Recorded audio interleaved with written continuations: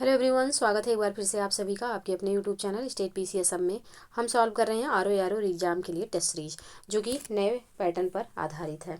तो यहाँ पे हिंदी और जीएस दोनों पेपर है, यानी कि जीएस के 140 प्रश्न और प्लस 60 प्रश्न जो है आपके हिंदी के, इसको हम सॉल्व करेंगे। और दोनों पेपर अलग अलग हैं, लेकिन यहाँ पे 3 घंटे में ही इस पेपर को सॉल्व करना है। तो ऐसे ही आपको एग्ज़ाम टाइम में भी ऐसे ही पेपर मिलने वाला है। पहले क्या होता था कि आपका जो 140 क्वेश्चन का जीएस का पेपर होता था वो फर्स्ट मीटिंग में हो जाता था, जिसमें जो है 2 घंटे का आपको टाइम दिया जाता था। सेकंड मीटिंग में आपको 3 से 4 घंटे के गैप के बाद सेकंड मीटिंग में आपका हिंदी का पेपर होता था, जिसमें 1 घंटे के टाइम में आपको 60 क्वेश्चन सॉल्व करना रहता था। तो अब जो है दोनों पेपर साथ में मिल जाएंगे और आपको 3 घंटे का टाइम रहेगा, उसमें ये पेपर सॉल्व करना है। तो उसी दृष्टिकोण से हम यहाँ पे टेस्ट सीरीज सॉल्व करेंगे। तो यदि आप चैनल पे नए हैं तो चैनल को प्लीज़ सब्सक्राइब कर लीजिए, साथ ही बेल आइकन को प्रेस कर लीजिए ताकि कोई भी वीडियो चैनल पे अपलोड हो तो सबसे पहले नोटिफिकेशन आपको प्राप्त हो। साथ ही वीडियो को लाइक एवं शेयर करना ना भूलिएगा, क्योंकि आपका एक लाइक हमको कुछ बेहतर करने के लिए हमेशा प्रोत्साहित करता है। तो चलिए आगे बढ़ते हैं और सॉल्व करते हैं अपना ये टेस्ट सीरीज। यहाँ पे हम हिंदी का भी टेस्ट जो है सॉल्व कर रहे हैं। अभी तक हमने 50 टेस्ट सीरीज हिंदी का सॉल्व कर लिया है। तो अगर अभी आपने उनको नहीं सॉल्व किया है तो सॉल्व करिए, क्योंकि एग्ज़ाम के दृष्टिकोण से काफ़ी अच्छे टेस्ट सीरीज हैं। तो चलिए आगे बढ़ते हैं और स्टार्ट करते हैं अपना ये टेस्ट सीरीज। तो यहाँ पे पहला प्रश्न है कि हाल ही में किस देश ने दुनिया की तीसरी सबसे बड़ी मस्जिद, जिसे ग्रैंड मस्जिद के नाम से जाना जाता है, का उद्घाटन किया है? मोरक्को, मिस्र, अल्जीरिया या फिर ट्यूनीसिया? तो इसका जो सही आंसर हो जाएगा यह हो जाएगा अल्जीरिया के द्वारा। ऑप्शन सी यहाँ पे सही आंसर होगा। तो अल्जीरिया ने हाल ही में अल्जीयर्स की ग्रैंड मस्जिद का अनावरण किया, जो अफ्रीका की सबसे बड़ी और दुनिया की तीसरी सबसे बड़ी मस्जिद के रूप में प्रशंसित है। तो ऑप्शन सी यहाँ पे सही आंसर हो जाएगा। नेक्स्ट प्रश्न है, हाल ही में पाकिस्तान में पंजाब प्रांत की पहली महिला मुख्यमंत्री बनकर किसने इतिहास रचा है? बेगम नसीम जहां, मरियम नवाज, जाहिदा सुल्ताना या फिर सहला रजा? तो यहाँ पे इसका जो सही आंसर हो जाएगा यह हो जाएगा मरियम नवाज। ऑप्शन बी यहाँ पे सही आंसर होगा। तो पाकिस्तान मुस्लिम लीग नवाज के भीतर एक प्रमुख व्यक्ति और पूर्व प्रधानमंत्री नवाज शरीफ की बेटी मरियम नवाज ने मुख्यमंत्री चुनाव जीतकर विरोध पर काबू पाकर एक ऐतिहासिक उपलब्धि हासिल की है और पाकिस्तान में महिला नेतृत्व के लिए महत्वपूर्ण क्षण को चिन्हित किया है। तो ऑप्शन बी यहाँ पे सही आंसर हो जाएगा। नेक्स्ट प्रश्न है, गगनयान मिशन और इसरो परियोजनाओं के उद्घाटन के दौरान प्रधानमंत्री द्वारा कितने पायलटों के नामों का खुलासा किया गया था? 4, 3, 5 या फिर 6? तो यहाँ पे इसका जो सही आंसर हो जाएगा यह हो जाएगा 4। ऑप्शन ए यहाँ पे सही आंसर होगा। तो प्रधानमंत्री ने गगन मिशन और इसरो परियोजनाओं के उद्घाटन के दौरान 4 पायलटों, group captain B Balakrishnan Nair, group captain Ajit Krishnan, group captain Angad Pratap और विंग कमांडर एस शुक्ला के नामों का खुलासा किया। तो ऑप्शन ए यहाँ पे सही आंसर हो जाएगा। नेक्स्ट प्रश्न है, अदानी समूह का दक्षिण एशिया का सबसे बड़ा गोला बारूद और मिसाइल परिसर किस राज्य में स्थित है? महाराष्ट्र, गुजरात, उत्तर प्रदेश या फिर मध्य प्रदेश? तो कहाँ पे ये स्थापित किया गया है? तो इसका जो सही आंसर हो जाएगा यह हो जाएगा उत्तर प्रदेश में। ऑप्शन सी यहाँ पे सही आंसर होगा। तो उत्तर प्रदेश के कानपुर में अदानी समूह द्वारा गोला बारूद और मिसाइल कॉम्प्लेक्स का उद्घाटन भारत के रक्षा क्षेत्र में एक बड़ी छलांग का प्रतीक है। 3000 करोड़ रुपए से अधिक के निवेश और 4000 नौकरियों के सृजन के साथ यह परिसर रक्षा में आत्मनिर्भरता और तकनीकी प्रगति को बढ़ावा देने में उत्तर प्रदेश की भूमिका को रेखांकित करता है। तो ऑप्शन सी यहाँ पे सही आंसर हो जाएगा। नेक्स्ट प्रश्न है, जनवरी 2024 में यूरोप में नाटो द्वारा किए गए सैन्य अभ्यास का नाम क्या है? संरक्षक ढाल, स्टीड फास्ट डिफेंडर, स्वतंत्रता प्रहरी या फिर सजग संरक्षक? तो इसका जो सही आंसर हो जाएगा यह हो जाएगा steadfast defender. Option B में है, तो ऑप्शन बी यहाँ पे सही आंसर होगा। तो नाटो ने जनवरी 2024 में स्ट्रीट फास्ट डिफेंडर 2024 सैन्य अभ्यास शुरू किया, जो दशकों में यूरोप में सबसे बड़ा अभ्यास है। 90,000 से अधिक सैनिकों और विभिन्न सैन्य संपत्तियों को शामिल करने वाला यह अभ्यास सामूहिक रक्षा के लिए नाटो की तत्परता और प्रतिबद्धता को रेखांकित करता है, विशेष रूप से रूस जैसे क्षेत्रीय तनाव के बीच यूक्रेन संघर्ष। तो ऑप्शन बी यहाँ पे सही आंसर हो जाएगा। नेक्स्ट प्रश्न है, प्रधानमंत्री ने किस राज्य में इसरो के दूसरे स्पेस पोर्ट का उद्घाटन किया? तो ये जो उद्घाटन किया गया है कहाँ पे किया गया? तो ये किया गया तमिलनाडु में। ऑप्शन ए यहाँ पे सही आंसर हो जाएगा। तो प्रधानमंत्री ने तमिलनाडु में इसरो के दूसरे स्पेस पोर्ट का शिलान्यास कर उद्घाटन किया। यह विकास भारत के अंतरिक्ष अन्वेषण और उपग्रह प्रक्षेपण क्षमताओं में आशाजनक प्रगति के लिए महत्वपूर्ण है। तो ऑप्शन ए बिल्कुल सही आंसर। नेक्स्ट प्रश्न है, इस बंदरगाह को ग्रीन हाइड्रोजन हब में परिवर्तित करने की योजना है? तो ये कौन सा बंदरगाह है? तो ये बंदरगाह हो जाएगा तूतीकोरिन बंदरगाह। ऑप्शन डी यहाँ पे सही आंसर होगा।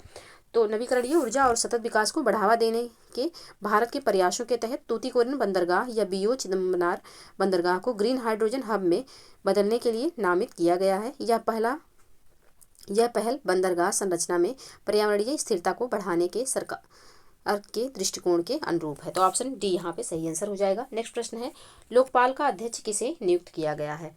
तो लोकपाल का अध्यक्ष जो नियुक्त किया गया है, यह नियुक्त किया गया है एम खानविलकर जी को। ऑप्शन ए यहाँ पे सही आंसर हो जाएगा। नेक्स्ट प्रश्न है, वैश्विक बौद्धिक संपदा सूचकांक 2024 में भारत ने कौन सा स्थान हासिल किया है? तो इसमें भारत ने कौन सा स्थान हासिल किया? 55वां, 38वां, 42वां या फिर 12वां? तो इसका जो सही आंसर हो जाएगा यह हो जाएगा 42वां। ऑप्शन सी यहाँ पे सही आंसर होगा। और यहाँ पे स्कोर कितना है? तो भारत ने 38.64 स्कोर के साथ 42वां स्थान प्राप्त किया है। तो ऑप्शन सी यहाँ पे सही आंसर हो जाएगा।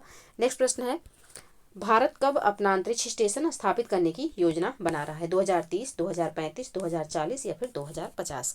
तो इसका जो सही आंसर हो जाएगा यह हो जाएगा 2035 तक। ऑप्शन बी यहाँ पे सही आंसर होगा। तो विक्रम साराभाई अंतरिक्ष केंद्र में प्रधानमंत्री की घोषणा 2035 तक अपना स्वयं का अंतरिक्ष स्टेशन लॉन्च करने के भारत के महत्वाकांक्षी लक्ष्य को इंगित करती है। तो ऑप्शन बी यहाँ पे सही आंसर होगा। नेक्स्ट प्रश्न है, समुद्र लक्ष्मण अभ्यास किन दो देशों के बीच समुद्री सहयोग को मजबूत कर रहा है? भारत और सिंगापुर, भारत और मलेशिया, भारत और ऑस्ट्रेलिया या फिर भारत और थाईलैंड? तो इसका जो सही आंसर हो जाएगा यह हो जाएगा भारत और मलेशिया। ऑप्शन बी यहाँ पे सही आंसर हो जाएगा। नेक्स्ट प्रश्न है, रिपोर्ट के अनुसार कौन सा भारतीय राज्य तेंदुओं की सबसे बड़ी आबादी का घर है? महाराष्ट्र, मध्य प्रदेश, कर्नाटक या फिर तमिलनाडु? तो इसका जो सही आंसर हो जाएगा यह हो जाएगा option B Madhya Pradesh. Next प्रश्न है, भारत की पहली हाइड्रोजन ईंधन सेल फेरी का विकास और निर्माण जो है किस इकाई ने किया है? Mumbai port trust, Cochin shipyard, Chennai port trust या फिर कोलकाता पोर्ट ट्रस्ट? तो इसका जो सही आंसर हो जाएगा यह हो जाएगा ऑप्शन बी कोचीन शिपयार्ड। तो कोचीन शिपयार्ड ने भारत के अग्रणी हाइड्रोजन ईंधन सेल फेरी के विकास और निर्माण का नेतृत्व किया है, जो स्वदेशी समुद्री प्रौद्योगिकी में एक महत्वपूर्ण प्रगति है। तो ऑप्शन बी यहाँ पे सही आंसर हो जाएगा। नेक्स्ट प्रश्न है, फिच ओडिशा हॉकी पुरुष विश्व कप 2023 नामक पुस्तक का विमोचन किसने किया है? तो इस पुस्तक का विमोचन किसके द्वारा? तो उड़ीसा के पूर्व मुख्यमंत्री नवीन पटनायक जी के द्वारा किया गया था। तो ऑप्शन बी यहाँ पे सही आंसर हो जाएगा। नेक्स्ट प्रश्न है, प्रधानमंत्री द्वारा हिंदुस्तान उर्वरक एवं रसायन लिमिटेड यानी कि HURL सिंदरी उर्वरक संयंत्र का उद्घाटन किस भारतीय राज्य में किया गया है? महाराष्ट्र, उत्तर प्रदेश, झारखंड या फिर गुजरात? तो इसका जो सही आंसर हो जाएगा यह हो जाएगा ऑप्शन सी झारखंड में। नेक्स्ट प्रश्न है, देश भर में कितने रेलवे स्टेशनों ने ईट राइट स्टेशन प्रमाणन हासिल किया है? 100 रेलवे स्टेशन, 125, 150 या फिर 175? तो इसका जो सही आंसर हो जाएगा यह हो जाएगा ऑप्शन सी 150 रेलवे स्टेशनों ने। तो भारतीय खाद्य सुरक्षा और मानक प्राधिकरण यानी कि FSSAI द्वारा प्रदत्त ईट राइट स्टेशन प्रमाणन देश भर के 150 रेलवे स्टेशनों को प्रदान किया गया है। इस पहल का उद्देश्य प्रमुख रेलवे और मेट्रो स्टेशनों पर यात्रियों के लिए सुरक्षित और स्वस्थ जो है भोजन विकल्प सुनिश्चित करना है। तो ऑप्शन सी यहाँ पे बिल्कुल सही आंसर हो जाएगा। नेक्स्ट प्रश्न है, भारत का पहला सेमीकंडक्टर फैब स्थापित करने के लिए टाटा समूह किसके साथ सहयोग कर रहा है? तो टाटा समूह जो है यह किसके साथ सहयोग कर रहा है? तो ये पावरचिप के साथ सहयोग कर रहा है। ऑप्शन ए यहाँ पे सही आंसर हो जाएगा। तो यहाँ पे ऑप्शन ए इसका सही आंसर होगा। पावरचिप जो है यह ताइवान के साथ, पावरचिप जो है ताइवान की कंपनी है। तो पावरचिप ताइवान के साथ टाटा समूह की साझेदारी भारत का पहला सेमीकंडक्टर फैब स्थापित करने के लिए तैयार है। तो ऑप्शन ए यहाँ पे सही आंसर होगा। नेक्स्ट प्रश्न है, 2023 के वैश्विक भूख सूचकांक में भारत को 125 देशों में कहाँ स्थान दिया गया, जो पिछले वर्ष की तुलना में गिरावट दर्शाता है? तो भारत का जो स्थान है यह कितना है? तो 111वां स्थान है भारत का। ऑप्शन डी यहाँ पे सही आंसर हो जाएगा। किसके अकॉर्डिंग? तो 2023 के अकॉर्डिंग।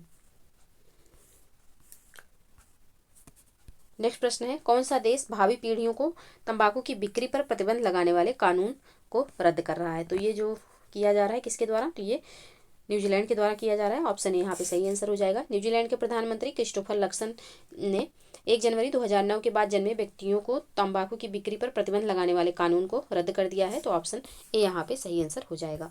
नेक्स्ट प्रश्न है, निम्नलिखित में कौन सा युवा विकास के लिए हाल ही में केंद्रीय मंत्रिमंडल द्वारा अनुमोदित स्वायत्त निकाय है? तो यहाँ पे ये जो निकाय है यह है मेरा युवा भारत, ऑप्शन बी में है, ऑप्शन बी यहाँ पे सही आंसर हो जाएगा। तो केंद्रीय मंत्रिमंडल ने युवा विकास के लिए एक स्वायत्त निकाय मेरा युवा भारत यानी कि माई भारत की स्थापना को मंजूरी दी है। माई यूथ भारत को मंजूरी दे दी गई है। माई भारत का लक्ष्य जो है युवाओं को सशक्त बनाना, नेतृत्व को बढ़ावा देना और राष्ट्रीय विकास के लिए प्रौद्योगिकी का लाभ उठाना है। तो ऑप्शन बी यहाँ पे सही आंसर हो जाएगा। नेक्स्ट प्रश्न है, भारत के किस राज्य ने गंगा डॉल्फिन को अपना जलीय जीव घोषित किया है? तो ये जो है किस राज्य के द्वारा किया गया? उत्तर प्रदेश, उत्तराखंड, झारखंड या फिर पश्चिम बंगाल। तो इसका जो सही आंसर हो जाएगा यह हो जाएगा ऑप्शन ए, उत्तर प्रदेश के द्वारा। तो उत्तर प्रदेश के मुख्यमंत्री योगी आदित्यनाथ ने गंगा डॉल्फिन को राज्य का जलीय जीव घोषित किया है। उत्तर प्रदेश सरकार वन्य जीव संरक्षण, पर्यावरण संरक्षण, जन जागरूकता के लिए प्रतिबद्ध है। तो ऑप्शन ए यहाँ पे सही आंसर हो जाएगा। नेक्स्ट प्रश्न है, किस भारतीय एथलीट को 2023 विश्व एथलीट ऑफ द ईयर पुरस्कार के लिए नामांकित किया गया है? पीवी सिंधु, हिमा दास, नीरज चोपड़ा या फिर रवि कुमार दहिया। तो यहाँ पे इसका जो सही आंसर हो जाएगा यह हो जाएगा ऑप्शन सी, नीरज चोपड़ा जी को। तो भाला फेंक में मौजूद ओलंपिक और विश्व चैंपियन नीरज चोपड़ा को 2023 विश्व एथलीट ऑफ द ईयर पुरस्कार के लिए नामांकित किया गया है। वह इस प्रतिष्ठित पुरस्कार के लिए नामांकित होने वाले पहले भारतीय एथलीट हैं। तो ऑप्शन सी यहाँ पे सही आंसर हो जाएगा। नेक्स्ट प्रश्न है, अनुसूचित जाति के छात्रों को गुणवत्तापूर्ण शिक्षा प्रदान करने के लिए सरकार द्वारा कौन सी योजना शुरू की गई? श्रेष्ठ योजना, अंबेडकर छात्रवृत्ति योजना, कस्तूरबा गांधी बालिका विद्यालय योजना या फिर सर्व शिक्षा अभियान। तो इसका जो सही आंसर हो जाएगा यह हो जाएगा ऑप्शन ए, श्रेष्ठ योजना। ऑप्शन ए यहाँ पे सही आंसर होगा। तो अनुसूचित जाति के छात्रों को गुणवत्तापूर्ण शिक्षा प्रदान करने के लिए सरकार द्वारा श्रेष्ठ योजना शुरू की गई है। इस योजना का जो लक्ष्य है यह है कि हर साल लगभग 3000 मेधावी अनुसूचित जाति के छात्रों का चयन करना और उन्हें देश के सर्वश्रेष्ठ निजी आवासीय विद्यालय में प्रवेश प्रदान करना है। तो ऑप्शन ए यहाँ पे सही आंसर हो जाएगा। नेक्स्ट प्रश्न है, आर्थिक विज्ञान में 2023 का नोबेल पुरस्कार किसने जीता? तो ये जीता गया है क्लाउडिया गोल्डिन के द्वारा। ऑप्शन ए यहाँ पे सही आंसर हो जाएगा। नेक्स्ट प्रश्न है, 2023 में नोबेल शांति पुरस्कार से किसे सम्मानित किया गया? शिरीन इबादी, मसीह अली नेजाद, नरगिस मोहम्मदी या फिर जवाद जरीफ। तो इसका जो सही आंसर हो जाएगा यह हो जाएगा नरगिस मोहम्मदी को। ऑप्शन सी यहाँ पे सही आंसर होगा। नेक्स्ट प्रश्न है, पहले आप लोग प्रश्न देख लीजिए क्योंकि ये प्रश्न बड़ा है और इसको पूरा बिना जूम किए पढ़ा नहीं जा सकता। तो प्रश्न एक बार हम इसको छोटा कर देंगे तो आप लोग देख पाइएगा, फिर हम इसको जूम करके सॉल्व कराएंगे। हाँ तो चलिए अब इसको सॉल्व करते हैं। तो निम्नलिखित कथनों के संदर्भ में विचार कीजिए। भारत का दक्षिणतम बिंदु इंदिरा पॉइंट दक्षिणी अंडमान में स्थित है। दक्षिणी अंडमान में स्थित है, पहला कथन यहाँ पे गलत हो जाएगा क्योंकि ये ग्रेट निकोबार पर स्थित है। दक्षिणतम बिंदु जो इंदिरा पॉइंट है यह ग्रेट निकोबार पर स्थित है, दक्षिणी अंडमान पर स्थित नहीं है। तो पहला यहाँ पे गलत हो जाएगा। दूसरा कथन है, अंडमान निकोबार की राजधानी पोर्ट ब्लेयर दक्षिणी अंडमान में है। तो ये कथन यहाँ पे बिल्कुल सही है, दूसरा यहाँ पे सही है। तीसरा है कि बैरन द्वीप जो भारत का एकमात्र सक्रिय ज्वालामुखी है लक्षद्वीप में स्थित है। ये गलत हो जाएगा, लक्षद्वीप में स्थित नहीं है। बैरन द्वीप जो है यह मध्य अंडमान के पूर्वी भाग में स्थित है। तो तीसरा कथन भी यहाँ पे गलत हो जाएगा। तो यहाँ पे पूछा गया है नीचे कूट का प्रयोग करके सही उत्तर का चुनाव करना है, तो केवल यहाँ पे दूसरा सही है। तो ऑप्शन बी यहाँ पे सही आंसर हो जाएगा। नेक्स्ट प्रश्न है, बांग्लादेश की स्थलीय सीमा किसके साथ है? केवल भारत, भारत और म्यांमार, भारत और भूटान, भारत और चीन। तो इसका जो सही आंसर हो जाएगा यह हो जाएगा ऑप्शन बी, भारत और म्यांमार। तो बांग्लादेश की जो सीमा है यह उत्तर पूर्व और पश्चिम की सीमाएं जो हैं यह भारत के साथ सीमा साझा करता है, जबकि दक्षिण पूर्व की जो सीमा है यह भारत के साथ साथ या म्यांमार के साथ भी साझा करता है। तो ऑप्शन बी यहाँ पे सही आंसर हो जाएगा। और बांग्लादेश एक स्वतंत्र राष्ट्र के रूप में 1971 में अस्तित्व में आया था। तो ऑप्शन बी यहाँ पे सही आंसर होगा। नेक्स्ट प्रश्न है, निम्नलिखित कथनों में से कौन सा एक सत्य नहीं है? घाघरा के जल का इंदिरा गांधी नहर में उपयोग किया जाता है। तो यहाँ पे पूछा गया कौन सा एक सत्य नहीं है, तो ऑप्शन ए ही यहाँ पे गलत दिया हुआ है। ऑप्शन ए इसका सही आंसर हो जाएगा। बाकी नर्मदा अमरकंटक क्षेत्र से निकलती है, बिल्कुल सही है। निजाम सागर बांध मंजरा नदी पर स्थित है, ये भी सही है। और पेनगंगा गोदावरी की सहायक नदी है, ये भी कथन यहाँ पे बिल्कुल सही है। तो ऑप्शन ए यहाँ पे सही आंसर हो जाएगा। नेक्स्ट प्रश्न है, एक तरफ यहाँ पे नदियाँ दी हुई हैं और दूसरी तरफ उनकी सहायक नदियाँ दी गई हैं। अब यहाँ पे पूछा गया है कि निम्नलिखित में से कौन सा सही सुमेलित नहीं है? गोदावरी इंद्रावती सहायक नदी है, बिल्कुल सही है। गंगा पेनगंगा जो है गोदावरी की ही सहायक नदी है, गंगा की सहायक नदी नहीं है, तो ये गलत हो जाएगा। कृष्णा की सहायक नदी भीमा है, बिल्कुल सही है। और लूनी की सहायक नदी सुकरी है, ये भी यहाँ पे सही है। तो ऑप्शन बी जो है यहाँ पे सही सुमेलित नहीं है, यही इसका आंसर हो जाएगा। ऑप्शन बी यहाँ पे सही आंसर होगा। नेक्स्ट प्रश्न है, सूची 1 को सूची 2 से सुमेलित करना है और यहाँ पे कूट के माध्यम से सही आंसर बताना है। तो इसको पहले सुमेलित करेंगे। एक तरफ यहाँ पे स्थल दिया हुआ है और दूसरी तरफ नदियों का संगम दिया हुआ है। तो रुद्रप्रयाग में कौन कौन सी नदी मिलती हैं जिससे रुद्रप्रयाग बनता है? तो रुद्रप्रयाग में अलकनंदा व मंदाकिनी मिलती हैं, तो ए का हो जाएगा दूसरा। नंदप्रयाग में, तो नंदप्रयाग में विष्णुगंगा व मंदाकिनी मिलती हैं, तो बी का हो जाएगा चौथा। और कर्णप्रयाग में तो अलकनंदा और पिंडार मिलेंगे, सी का हो जाएगा तीसरा। और देवप्रयाग में तो भागीरथी और अलकनंदा, तो डी का हो जाएगा पहला। तो इसका जो सही कोट होगा यह हो जाएगा 2 4 3 1। 2 4 3 1 ऑप्शन बी में है, तो ऑप्शन बी यहाँ पे सही आंसर हो जाएगा।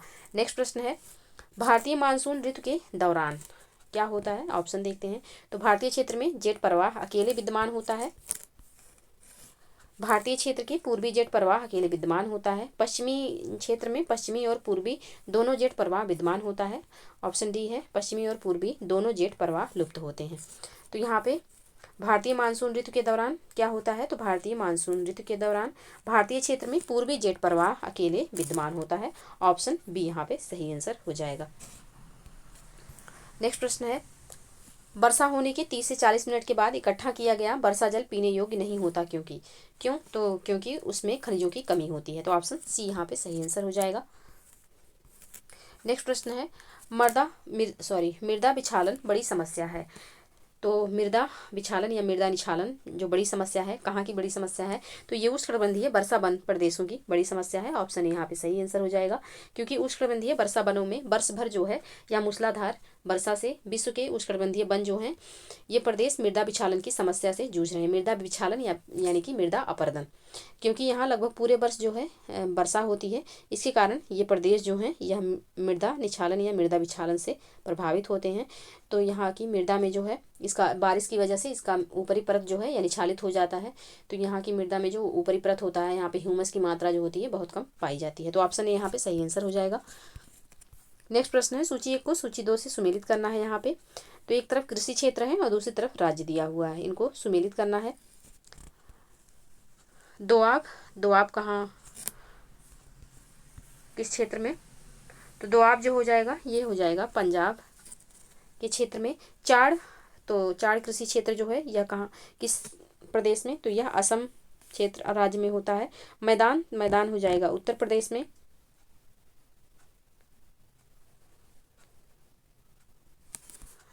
मैदान जो हो जाएगा ये हो जाएगा कर्नाटक में। और तराई जो हो जाएगा ये हो जाएगा उत्तर प्रदेश में। तराई जो हो जाएगा ये हो जाएगा उत्तर प्रदेश में। तो इसका जो सही कोट होगा यह हो जाएगा 3 1 2 4।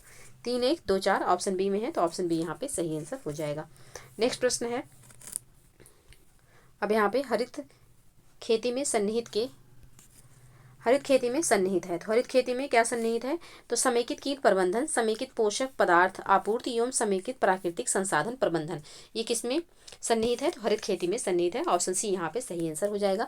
तो हरित खेती में समेकित कीट प्रबंधन, समेकित पोषक पदार्थ आपूर्ति एवं समेकित प्राकृतिक संसाधन प्रबंधन सन्निहित है। भारत में इसका प्रतिपादन डॉक्टर स्वामीनाथन ने किया। वैसे हरित खेती शब्द का उपयोग विशेष रूप से चीन द्वारा किया जाता है। तो ऑप्शन सी यहाँ पे सही आंसर हो जाएगा। नेक्स्ट प्रश्न है, प्रश्न संख्या 36, निम्नलिखित कथनों पर विचार कीजिए। पहला कथन है, भारत के कुल भौगोलिक क्षेत्र का लगभग 20% क्षेत्र वन के रूप में है। कुल वन क्षेत्र में लगभग 40% सघन है। दूसरा कथन है, राष्ट्रीय वन्य कार्यक्रम का उद्देश्य भारत के 1/3 क्षेत्र को वृक्ष या फिर वनों से ढकना है। तो यहाँ पे उपयुक्त कथनों में से कौन सा कथन सही है यहाँ? तो इसका जो सही आंसर हो जाएगा यह हो जाएगा ऑप्शन बी। केवल यहाँ पे दूसरा कथन सही है, पहला कथन सही नहीं है। तो ऑप्शन बी यहाँ पे सही आंसर हो जाएगा, क्योंकि कुल वनीय क्षेत्र जो है या 2.54% सघन व 8.77% मध्यम सघन वन है। नेशनल वन योजना प्रोग्राम के अंतर्गत जो है 33% तक इनको बढ़ाने की बात की गई है। तो यहाँ पे दूसरा कथन सही है, पहला यहाँ पे गलत हो जाएगा। तो इसका जो सही आंसर भी है यह हो जाएगा ऑप्शन बी। नेक्स्ट प्रश्न है, सूची 1 को सूची 2 से यहाँ पे सुमेलित करना है।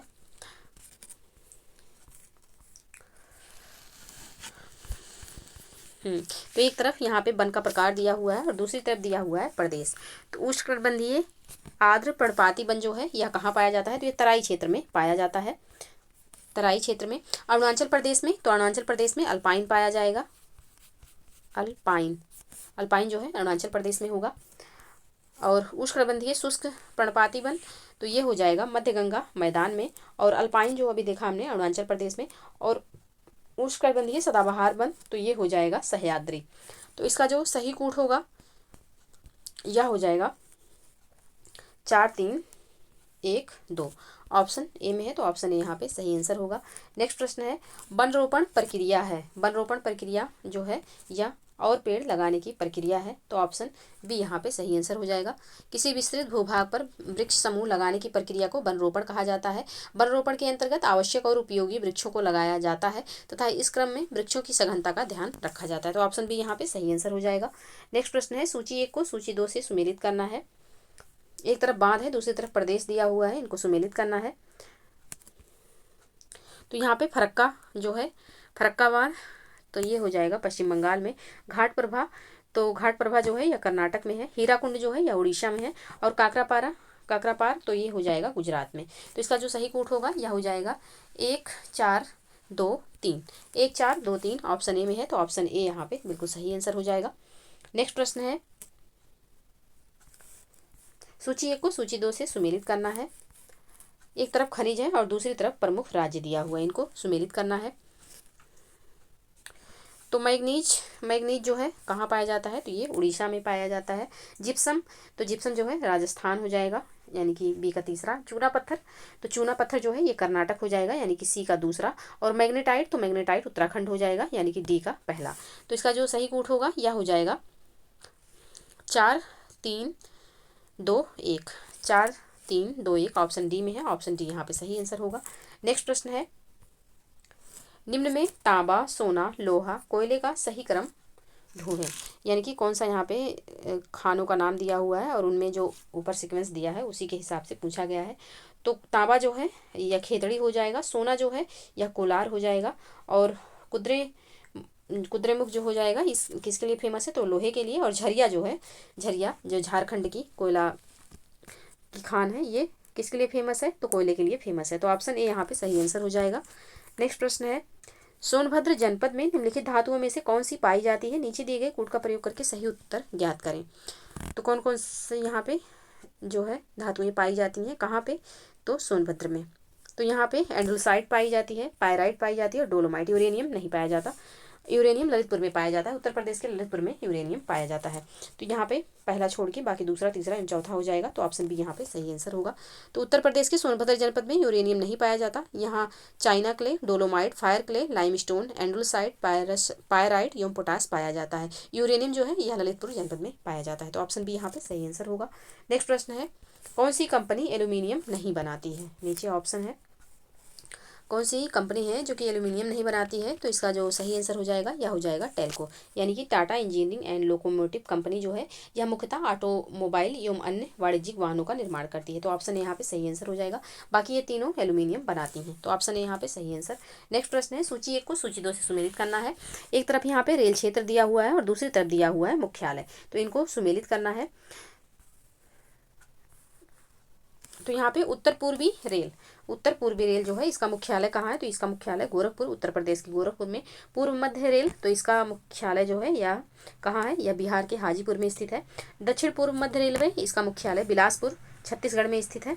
और दक्षिण पूर्वी रेल तो इसका मुख्यालय जो है पश्चिम बंगाल कोलकाता में स्थित है। तो इसका जो सही कूट हो जाएगा यह हो जाएगा 4 3 2 1। 4 3 2 1 ऑप्शन डी में है। ऑप्शन डी यहाँ पे सही आंसर होगा। नेक्स्ट प्रश्न है स्वतंत्रता के बाद विकसित किया गया पहला पत्तन था। न्यू मंगलोर मुंबई नहावा सेवा या फिर कांडला। तो स्वतंत्रता के बाद विकसित किया गया पहला पत्तन जो था यह था कांडला। ऑप्शन डी यहाँ पे सही आंसर हो जाएगा। तो भारत के बंटवारे के बाद कराची बंदरगाह के पाकिस्तान में चले जाने के कारण उसकी कमी को पूरा करने के लिए कांडला बंदरगाह की स्थापना की गई। इसका निर्माण कार्य 1950 में शुरू हुआ। तो ऑप्शन डी यहाँ पे सही आंसर हो जाएगा। नेक्स्ट प्रश्न है निम्नलिखित में से किस एक द्वीप पर ओंगे नामक निग्रेटो जनजातियां पाई जाती हैं यानी कि रहती हैं। तो इसका जो सही आंसर होगा यह हो जाएगा लिटिल अंडमान पर। ऑप्शन बी यहाँ पे सही आंसर होगा। तो ओंगे भारत के आदिवासी हैं जो लिटिल अंडमान द्वीप पर निवास करते हैं। ऑप्शन बी बिल्कुल सही आंसर हो जाएगा।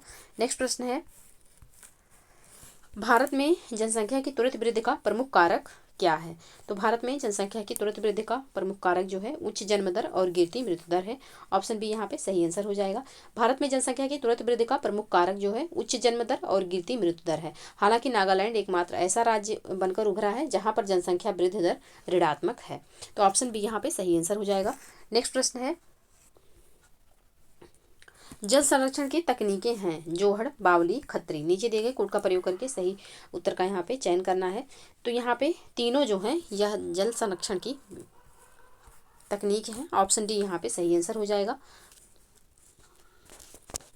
नेक्स्ट प्रश्न है, सूची 1 को सूची 2 से सुमेलित करना है। एक तरफ राष्ट्रीय पार्क या वन्यजीव अभ्यारण्य दिया हुआ है, दूसरी तरफ दिया हुआ है राज्य।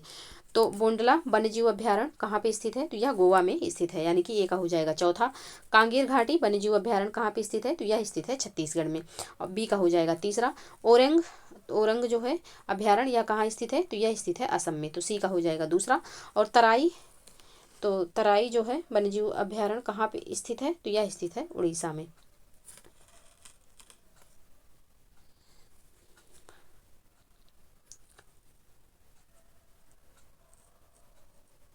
जिसको ऊषा कोष्ठी वन्यजीव अभ्यारण्य भी कहते हैं। तो डी का हो जाएगा यहाँ पे 1, यानी कि उड़ीसा। तो इसका जो सही कोड होगा यह हो जाएगा 4 3 2 1, 4 3 2 1। ऑप्शन बी में है, तो ऑप्शन बी इसका सही आंसर हो जाएगा। नेक्स्ट प्रश्न है, सूची 1 को सूची 2 से सुमेलित करना है। अर्थ, तो अर्थ जो है यह आर्थिक संसाधन से संबंधित है। धर्म जो है तो आत्मा का उद्धार जो होगा या मोक्ष हो जाएगा। धर्म जो है इसका क्या होगा? तो धर्म का हो जाएगा सामाजिक नियम। और काम का क्या होगा? तो शारीरिक सुख भोग हो जाएगा। और मोक्ष का हो जाएगा आत्मा का उद्धार। तो इसका जो सही कोड होगा यह हो जाएगा 4 1 2 3, 4 1 2 3। ऑप्शन बी में है, तो ऑप्शन बी इसका सही आंसर हो जाएगा। नेक्स्ट प्रश्न है, निम्नांकित में से किसका संबंध जैन धर्म ग्रंथ से है? अंग, उपांग, प्रकीर्ण, पूर्व। किसका संबंध इसमें जैन धर्म ग्रंथ से है? तो इसमें से चारों का संबंध जो है यह जैन धर्म ग्रंथ से है। ऑप्शन डी यहाँ पे सही आंसर हो जाएगा। जैनों के प्राचीनतम ग्रंथों को पूर्व कहा जाता है। इनकी संख्या 14 है। जैन साहित्य को आगम कहा जाता है। इनकी भाषा अर्धमागधी है। इनके अंतर्गत 12 अंग, 12 उपांग, 10 प्रकीर्ण, 6 छेद सूत्र और 4 मूल सूत्र आते हैं। तो ऑप्शन डी यहाँ पे सही आंसर हो जाएगा। नेक्स्ट प्रश्न है, निम्नांकित में से किन शासकों ने पश्चिमोत्तर भारत में सर्वाधिक संख्या में तांबे के सिक्के को जारी किया? किसके द्वारा जारी किया गया था सर्वाधिक तांबे का सिक्का? तो कुषाणों के द्वारा सर्वाधिक तांबे का सिक्का जारी किया गया था। ऑप्शन सी यहाँ पे सही आंसर हो जाएगा। कुषाण शासकों में कैडफिसेस प्रथम ने हिंदुकुश के दक्षिण में रोमन सिक्कों की नकल करके बड़ी मात्रा में तांबे के सिक्के ढलवाए थे। कुषाण शासकों ने स्वर्ण एवं ताम्र दोनों ही प्रकार के सिक्कों को व्यापक पैमाने पर प्रचलित किया था। तो ऑप्शन सी यहाँ पे सही आंसर हो जाएगा। नेक्स्ट प्रश्न है, निम्नलिखित में से किस शासक ने स्वयं को अनूठा ब्राह्मण कहा था? तो अनूठा ब्राह्मण किसके द्वारा स्वयं को कहा गया? तो गौतमीपुत्र सातकर्णी के द्वारा स्वयं को अनूठा ब्राह्मण कहा गया। ऑप्शन ए यहाँ पे सही आंसर हो जाएगा। नेक्स्ट प्रश्न है, निम्नलिखित में से किस राजवंश ने वर्ष को 12 चंद्रमास में विभाजित किया था? तो ये जो 12 चंद्रमास में विभाजित किया गया यह किया गया माठर के द्वारा। ऑप्शन सी यहाँ पे सही आंसर हो जाएगा। माठरों ने 5वीं सदी के मध्य से वर्ष को 12 चंद्रमासों में विभाजित किया। इससे मौसम की सही प्रकार से जानकारी हुई जो कृषि कार्यों में उपयोगी सिद्ध हुआ। तो ऑप्शन सी यहाँ पे बिल्कुल सही आंसर हो जाएगा। नेक्स्ट प्रश्न है, हजार स्तंभ मंदिर जो कि तेलंगाना में स्थित है इसके बारे में यहाँ पे पूछा गया है। निम्नलिखित कथनों पर यहाँ पे विचार करना है। तो पहला कथन है, इसका निर्माण राजा रुद्रदेव ने करवाया था। दूसरा कथन है, यह केवल भगवान विष्णु को समर्पित है। तीसरा है, यह काकतीय वास्तुकला का शानदार उदाहरण है। अब नीचे दिए गए कोड का प्रयोग करके सही उत्तर का यहाँ पे चयन करना है। कौन सा यहाँ पे सही है? तो यहाँ पे इसके बारे में कौन कौन सा कथन सही है? तो पहला एवं तीसरा कथन यहाँ पे सही है, यानी कि इसका निर्माण जो है राजा रुद्रदेव ने करवाया था जो कि काकतीय वंश के थे। बिल्कुल सही है। और यह काकतीय वास्तुकला का जो है उदाहरण है, ये भी कथन यहाँ पे सही है। तो यहाँ पे पहला एवं तीसरा सही है। और ये भगवान विष्णु को समर्पित नहीं है, केवल भगवान विष्णु को समर्पित नहीं है, ये शिव और सूर्य को भी समर्पित है। भगवान विष्णु के साथ साथ शिव एवं सूर्य को भी समर्पित है, इसलिए यहाँ पे दूसरा कथन गलत हो जाएगा। तो यहाँ पे इसका जो सही आंसर है ऑप्शन बी हो जाएगा, केवल पहला एवं तीसरा कथन यहाँ पे सही है। नेक्स्ट प्रश्न है, अशोक के अभिलेखों में निम्नलिखित शासकों में से किसका उल्लेख मिलता है? ऑप्शन देखते हैं, चोल, पांडे, चेर, या फिर उपयुक्त सभी। तो इसका जो सही आंसर हो जाएगा यह हो जाएगा ऑप्शन डी, उपयुक्त सभी का। तो अशोक के अभिलेखों में चोल, चेर, पांड्य और सतीपुत्र शासकों के उल्लेख मिलते हैं, जो कि भौतिक संस्कृत की उत्तर महापाषाणिक अवस्था के लोग थे। तो ऑप्शन डी यहाँ पे बिल्कुल सही आंसर होगा। नेक्स्ट प्रश्न है, निम्नलिखित में से कौन सा एक चोल राजाओं द्वारा बनाया गया मंदिर है? तो चोल राजाओं द्वारा बनाया गया जो मंदिर है यह है बृहदेश्वर मंदिर, तंजावुर। ऑप्शन यहाँ पे सही आंसर हो जाएगा। तंजावुर स्थित प्रसिद्ध शैव मंदिर बृहदेश्वर मंदिर के नाम से जाना जाता है, जो चोल सम्राट राजराज की महानतम रचना है। तो ऑप्शन यहाँ पे सही आंसर होगा। नेक्स्ट प्रश्न है, बालचूरी तकनीक किस कला शैली से संबंधित है? मूर्तिकला, चित्रकला, भवन निर्माण या फिर वस्त्र निर्माण। तो इसका जो सही आंसर हो जाएगा यह हो जाएगा वस्त्र निर्माण से। ऑप्शन डी यहाँ पे सही आंसर होगा। तो बालचूरी तकनीक जो है यह कपड़ों पर जरी लगाने की एक तकनीक है। इसे बंगाल के मुर्शिदाबाद के बालचूर में बुनकरों द्वारा प्रारंभ किया गया। इसमें मंदिरों के कथानक को अंकित किया जाता है। तो ऑप्शन डी यहाँ पे सही आंसर हो जाएगा। नेक्स्ट प्रश्न है, प्रसिद्ध विद्वानों के संदर्भ में निम्नलिखित युग्मों पर विचार कीजिए। विद्वान है, दूसरी तरफ विषय दिया हुआ है। बारहमीर दार्शनिक, विशाख दत्त नाटककार, शंकर गणितज्ञ। उपयुक्त युग्मों में से कौन सा सही सुमेलित है? तो यहाँ पे बारहमीर जो है यह खगोल विज्ञानी थे, विशाख दत्त जो थे ये नाटककार थे, बिल्कुल सही है, और शंकर जो थे ये दार्शनिक थे। तो यहाँ पे पहला एवं तीसरा गलत है, सिर्फ यहाँ पे दूसरा सही है। तो इसका जो सही आंसर हो जाएगा यह हो जाएगा ऑप्शन बी। ऑप्शन बी यहाँ पे सही आंसर होगा। नेक्स्ट प्रश्न है, घटोली की लड़ाई किस किस के बीच लड़ी गई थी? तो घटोली की जो लड़ाई लड़ी गई थी किसके किसके बीच? तो ये राणा सांगा और इब्राहिम लोदी के बीच लड़ी गई थी। ऑप्शन बी यहाँ पे सही आंसर हो जाएगा। तो दिल्ली का शासक इब्राहिम लोदी मालवा की पराजय से चिंतित हो गया और उसने मेवाड़ पर आक्रमण कर दिया। उस समय मेवाड़ पर राणा सांगा शासन कर रहा था। उसने लोदी को बुरी तरह से घटोली की लड़ाई में हराया। तो ऑप्शन बी यहाँ पे सही आंसर हो जाएगा। नेक्स्ट प्रश्न है, निम्नलिखित में से किस सूफी संत को सिद्ध पुरुष कहा जाता है? तो यहाँ पे सिद्ध पुरुष जो है यह कहा जाता है निजामुद्दीन औलिया को। ऑप्शन बी यहाँ पे सही आंसर हो जाएंगे। तो निजामुद्दीन औलिया यौगिक प्राणायाम में इतने पारंगत थे कि योगी लोग उन्हें सिद्ध पुरुष कहा करते थे। तो ऑप्शन बी यहाँ पे सही आंसर हो जाएगा। नेक्स्ट प्रश्न है, मान कौतूहल निम्नलिखित में से किससे संबंधित है? एक संगीत यंत्र, संगीत पद्धति आधारित रचना, एक वाद्य यंत्र या फिर इनमें से कोई नहीं। तो इसका जो सही आंसर हो जाएगा यह हो जाएगा संगीत आधारित रचना। मान कौतूहल जो है यह संगीत आधारित रचना है। ऑप्शन बी यहाँ पे सही आंसर हो जाएगा। नेक्स्ट प्रश्न है, आदिल शाह ने निम्नलिखित में से किसे विक्रमाजीत की उपाधि दी थी? तो आदिल शाह ने जो है हेमू को विक्रमाजीत की उपाधि दी थी। ऑप्शन बी यहाँ पे सही आंसर हो जाएगा। हेमू आदिल शाह की सेवा में था और वह 22 लड़ाइयाँ लड़ चुका था और एक में भी उसने हार का सामना नहीं किया था। अतः आदिल शाह ने उसे विक्रमाजित की उपाधि देकर उसे अपना वजीर नियुक्त कर लिया। तो ऑप्शन बी यहाँ पे सही आंसर होगा। नेक्स्ट प्रश्न है, जहांगीर की बंगाल विजय के संदर्भ में निम्नलिखित कथनों पर विचार कीजिए। पहला कथन है, उसने इस्लाम खां को बंगाल में नियुक्त किया था। दूसरा कथन है, उस समय बंगाल में उस्मानियों का अधिकार था। उपयुक्त कथनों में से कौन सा कथन सत्य है या है? तो इसका जो सही आंसर हो जाएगा यह हो जाएगा केवल एक, यानी कि केवल पहला कथन सही है, दूसरा यहाँ पे सही नहीं है। तो जब जहांगीर ने बंगाल विजय हासिल की उस समय अफगान शासक वहाँ पर शासन कर रहा था। तो यहाँ पे उस्मानियों का शासन नहीं था, अफगानों का शासन था। तो पहला कथन सही है, दूसरा गलत हो जाएगा। तो ऑप्शन यहाँ पे सही आंसर। नेक्स्ट प्रश्न है, मुगलकालीन व्यापार के संदर्भ में निम्नलिखित कथनों में से कौन सा सत्य नहीं है? कौन सा यहाँ पे सत्य नहीं है? तो कोरोमंडल तट वस्त्र उत्पादन का केंद्र था, बिल्कुल सही है। बंगाल चावल, शक्कर, नफीस, मलमल का निर्यात करता था, बिल्कुल सही है। भारत का व्यापारिक समुदाय जाति और धर्म पर आधारित नहीं था, बिल्कुल सही है। खत्री और मालाबारी दक्षिण भारत के प्रमुख व्यापारी समुदाय थे, ये यहाँ पे गलत हो जाएगा। ऑप्शन डी इसका सही आंसर होगा, क्योंकि यह सही नहीं है।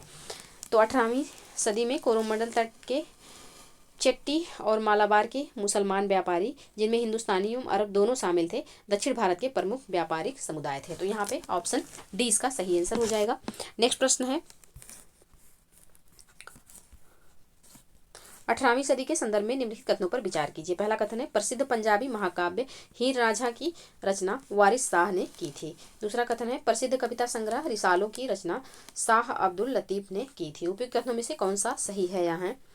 तो इसका जो सही आंसर हो जाएगा यह हो जाएगा ऑप्शन सी, यानी कि दोनों कथन यहाँ पे बिल्कुल सही है। ऑप्शन सी यहाँ पे सही आंसर होगा। नेक्स्ट प्रश्न है, निम्नलिखित में से सरंजामी प्रथा किससे संबंधित है? तो सरंजामी प्रथा जो है यह किससे संबंधित है? तो यह मराठा भू राजस्व व्यवस्था थी। ऑप्शन बी यहाँ पे सही आंसर हो जाएगा। मराठा काल में सरंजामी प्रथा भू राजस्व से संबंधित थी। इस काल में मराठा जागीरदारों को सरंजामी भूमि उनके निर्वहन के लिए दी जाती थी। तो ऑप्शन बी यहाँ पे सही आंसर हो जाएगा। नेक्स्ट प्रश्न है, भारत में ब्रिटिश राजनीतिक सत्ता का आरंभ किस युद्ध से माना जाता है? तो भारत में ब्रिटिश जो है राजनीतिक सत्ता का आरंभ जो माना जाता है, यह माना जाता है प्लासी के युद्ध से। ऑप्शन सी यहाँ पे सही आंसर हो जाएगा। तो प्लासी का जो युद्ध हुआ था 1757 में हुआ था। इस युद्ध में अंग्रेज ईस्ट इंडिया कंपनी की सेना ने बंगाल के नवाब सिराजुद्दौला को हरा दिया था। ऑप्शन सी यहाँ पे सही आंसर हो जाएगा। नेक्स्ट प्रश्न है, अंग्रेजों ने भारत पर रूसियों के आक्रमण के भय से किस राज्य का अधिग्रहण किया? तो इन्होंने जो है किस राज्य का अधिग्रहण किया? तो सिंध का अधिग्रहण किया। ऑप्शन बी यहाँ पे सही आंसर हो जाएगा। नेक्स्ट प्रश्न है, भारत में इस्तमरारी यानी कि अस्थाई बंदोबस्त का आरंभ किन प्रांतों में किया गया था? तो भारत में इस्तमरारी यानी कि अस्थाई बंदोबस्त का जो प्रारंभ है यह किन प्रांतों में किया गया? तो यह किया गया था बंगाल और बिहार में। ऑप्शन बी यहाँ ऑप्शन ए यहाँ पे सही आंसर हो जाएगा। तो कॉर्नवालिस ने 1793 में बंगाल और बिहार में इस्तमरारी यानी कि अस्थाई बंदोबस्त की प्रथा का आरंभ किया था। ऑप्शन ए यहाँ पे सही आंसर हो जाएगा। नेक्स्ट प्रश्न है, 19वीं सदी में भारत में आधुनिक शिक्षा के प्रसार में किसका महत्वपूर्ण योगदान रहा? नीचे यहाँ पे पॉइंट दिए हुए हैं। ब्रिटिश सरकार, ईसाई धर्म प्रचारक, प्रबुद्ध भारतीय। तो किनका किनका यहाँ में योगदान रहा? तो इसका जो सही आंसर हो जाएगा यह हो जाएगा ऑप्शन डी यानी कि उपयुक्त सभी का यहाँ पे योगदान रहा। ऑप्शन डी यहाँ पे सही आंसर हो जाएगा। तो 19वीं सदी में अंग्रेज भारत में आधुनिक शिक्षा आरंभ करने में अधिक सफल रहे हैं। आधुनिक शिक्षा के प्रसार में ब्रिटिश सरकार, ईसाई धर्म प्रचारक और बड़ी संख्या में प्रबुद्ध भारतीयों ने महत्वपूर्ण भूमिका अदा की। तो ऑप्शन डी यहाँ पे सही आंसर हो जाएगा। नेक्स्ट प्रश्न है, ब्रिटिशों द्वारा भारत में एक तरफा मुक्त व्यापार की नीति को कब लागू किया गया? तो ब्रिटिशों द्वारा 1813 में भारत के ऊपर एक तरफा मुक्त व्यापार की नीति को लाद दी गई। ऑप्शन बी यहाँ पे सही आंसर हो जाएगा। नेक्स्ट प्रश्न है, अखिल भारतीय अनुसूचित जाति महासंघ की स्थापना किसके द्वारा की गई? ज्योतिबा फूले, महादेव गोविंद रानडे, डॉक्टर भीमराव अंबेडकर या फिर नारायण गुरु? तो इसका जो सही आंसर होगा यह हो जाएगा option C, doctor Bhimrao Ambedkar ji के द्वारा अखिल भारतीय अनुसूचित जाति महासंघ की स्थापना की गई। ऑप्शन सी यहाँ पे सही आंसर हो जाएगा। नेक्स्ट प्रश्न है, क्रांतिकारी आंदोलन की पैरवी करने वाले प्रमुख समाचार पत्र संध्या और युगांतर कहाँ से प्रकाशित होते थे? तो ये जो है ये कहाँ से प्रकाशित होते थे? बिहार, मद्रास, पंजाब या फिर बंगाल? तो इसका जो सही आंसर हो जाएगा यह हो जाएगा बंगाल से। ऑप्शन डी यहाँ पे सही आंसर होगा। तो 1905 के बाद अनेक समाचार पत्र क्रांतिकारी गतिविधियों की पैरवी करने लगे। इनमें बंगाल के संध्या और युगांतर तथा महाराष्ट्र के काल प्रमुख थे।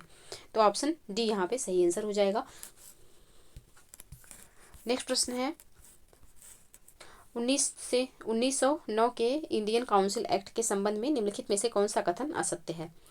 तो यहाँ पे पहला कथन है कि इंपीरियल लेजिस्लेटिव काउंसिल और प्रांतीय परिषदों में चुने हुए सदस्यों की संख्या कम कर दी गई। तो यही कथन यहाँ पे असत्य है यानी कि सही नहीं है। ऑप्शन ए यहाँ पे सही आंसर हो जाएगा। तो 1909 के इंडियन काउंसिल एक्ट में इंपीरियल लेजिस्लेटिव काउंसिल और प्रांतीय परिषदों में चुने हुए सदस्यों की संख्या कम नहीं की गई थी, बढ़ा दी गई थी। तो यहाँ पे ऑप्शन ए इसका सही आंसर हो जाएगा। नेक्स्ट प्रश्न है, निम्नलिखित घटनाओं को कालक्रमानुसार व्यवस्थित कीजिए तथा नीचे दिए गए कोड का प्रयोग करके सही उत्तर चुनिए। तो यहाँ पे कांग्रेस का लखनऊ अधिवेशन कब हुआ? 1916 में। चंपारण सत्याग्रह 1917 में। जलियांवाला बाग हत्याकांड 1919 में। और खेड़ा सत्याग्रह कब हुआ? तो 1918 में। तो इसका जो सही कोड होगा यह हो जाएगा 1, 2, 4 और फिर 3। 1, 2, 4 फिर 3 ऑप्शन बी में है। तो ऑप्शन बी इसका सही आंसर हो जाएगा। नेक्स्ट प्रश्न है, 1930 में ब्रिटिश सरकार द्वारा लंदन में भारतीय नेताओं और सरकारी प्रवक्ताओं को पहला गोलमेज सम्मेलन किस उद्देश्य हेतु आयोजित किया गया था? तो ये आयोजित किया गया था साइमन कमीशन की रिपोर्ट पर विचार करने हेतु। ऑप्शन ए यहाँ पे सही आंसर हो जाएगा। 1930 में ब्रिटिश सरकार ने लंदन में भारतीय नेताओं और सरकारी प्रवक्ताओं का पहला गोलमेज सम्मेलन आयोजित किया। इसका उद्देश्य साइमन कमीशन की रिपोर्ट पर विचार करना था। तो ऑप्शन ए यहाँ पे सही आंसर हो जाएगा। नेक्स्ट प्रश्न है, नीचे 4 ऊर्जा फसलों के नाम दिए गए हैं। इनमें से किस एक की खेती एथेनॉल के लिए की जा सकती है? जेट्रोफा, मक्का, पैनागामिया, सूरजमुखी? तो इसका जो सही आंसर हो जाएगा यह हो जाएगा मक्का। ऑप्शन बी यहाँ पे सही आंसर होगा। तो भारत में इथेनॉल का उत्पादन प्रायः मक्का, गन्ना और माड़ से किया जाता है। मक्का आसानी से उपलब्ध हो जाता है और इसका मूल मूल्य जो है औरों की तुलना में कम होता है, तो ऑप्शन बी यहाँ पे सही आंसर हो जाएगा। नेक्स्ट प्रश्न है, हिस्टोन प्रोटीन के बारे में निम्नलिखित में से कौन सा कथन सही है? तो हिस्टोन प्रोटीन जो है, हिस्टोन वे प्रोटीन होते हैं जो डीएनए के साथ संगुणन में केंद्रक में मौजूद होते हैं, तो ऑप्शन बी यहाँ पे सही आंसर हो जाएगा। दृष्टिदोष मायोपिया वाला व्यक्ति देख सकता है। तो मायोपिया वाला व्यक्ति जो है नजदीक की वस्तु को स्पष्ट रूप से देख सकता है, जबकि दूर की वस्तु को स्पष्ट रूप से नहीं देख सकता है। और मायोपिया के इलाज के लिए कौन सा लेंस प्रयोग होता है? तो अवतल लेंस प्रयोग किया जाता है, तो ऑप्शन ए यहाँ पे सही आंसर हो जाएगा।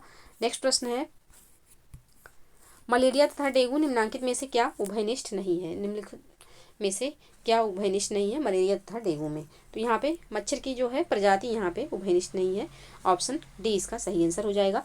क्योंकि मलेरिया जो है मादा एनोफ्लीज मच्छर के काटने से फैलता है, जबकि डेंगू जो है यह क्यूलेक्स फैटिगेस तथा मादा एडीज इजिप्टी मच्छर के काटने से फैलता है, तो ऑप्शन डी यहाँ पे सही आंसर हो जाएगा। नेक्स्ट प्रश्न है, क्षय रोग टीबी के परीक्षण हेतु विशिष्ट परीक्षण है। तो क्षय रोग के लिए कौन सा यहाँ पे परीक्षण होता है? तो क्षय रोग के लिए यहाँ पे जो परीक्षण होता है उसका नाम है मेंटॉक्स परीक्षण, ऑप्शन डी यहाँ पे सही आंसर हो जाएगा। बिडाल टेस्ट जो होता है यह टाइफाइड में होता है, बिडाल टेस्ट।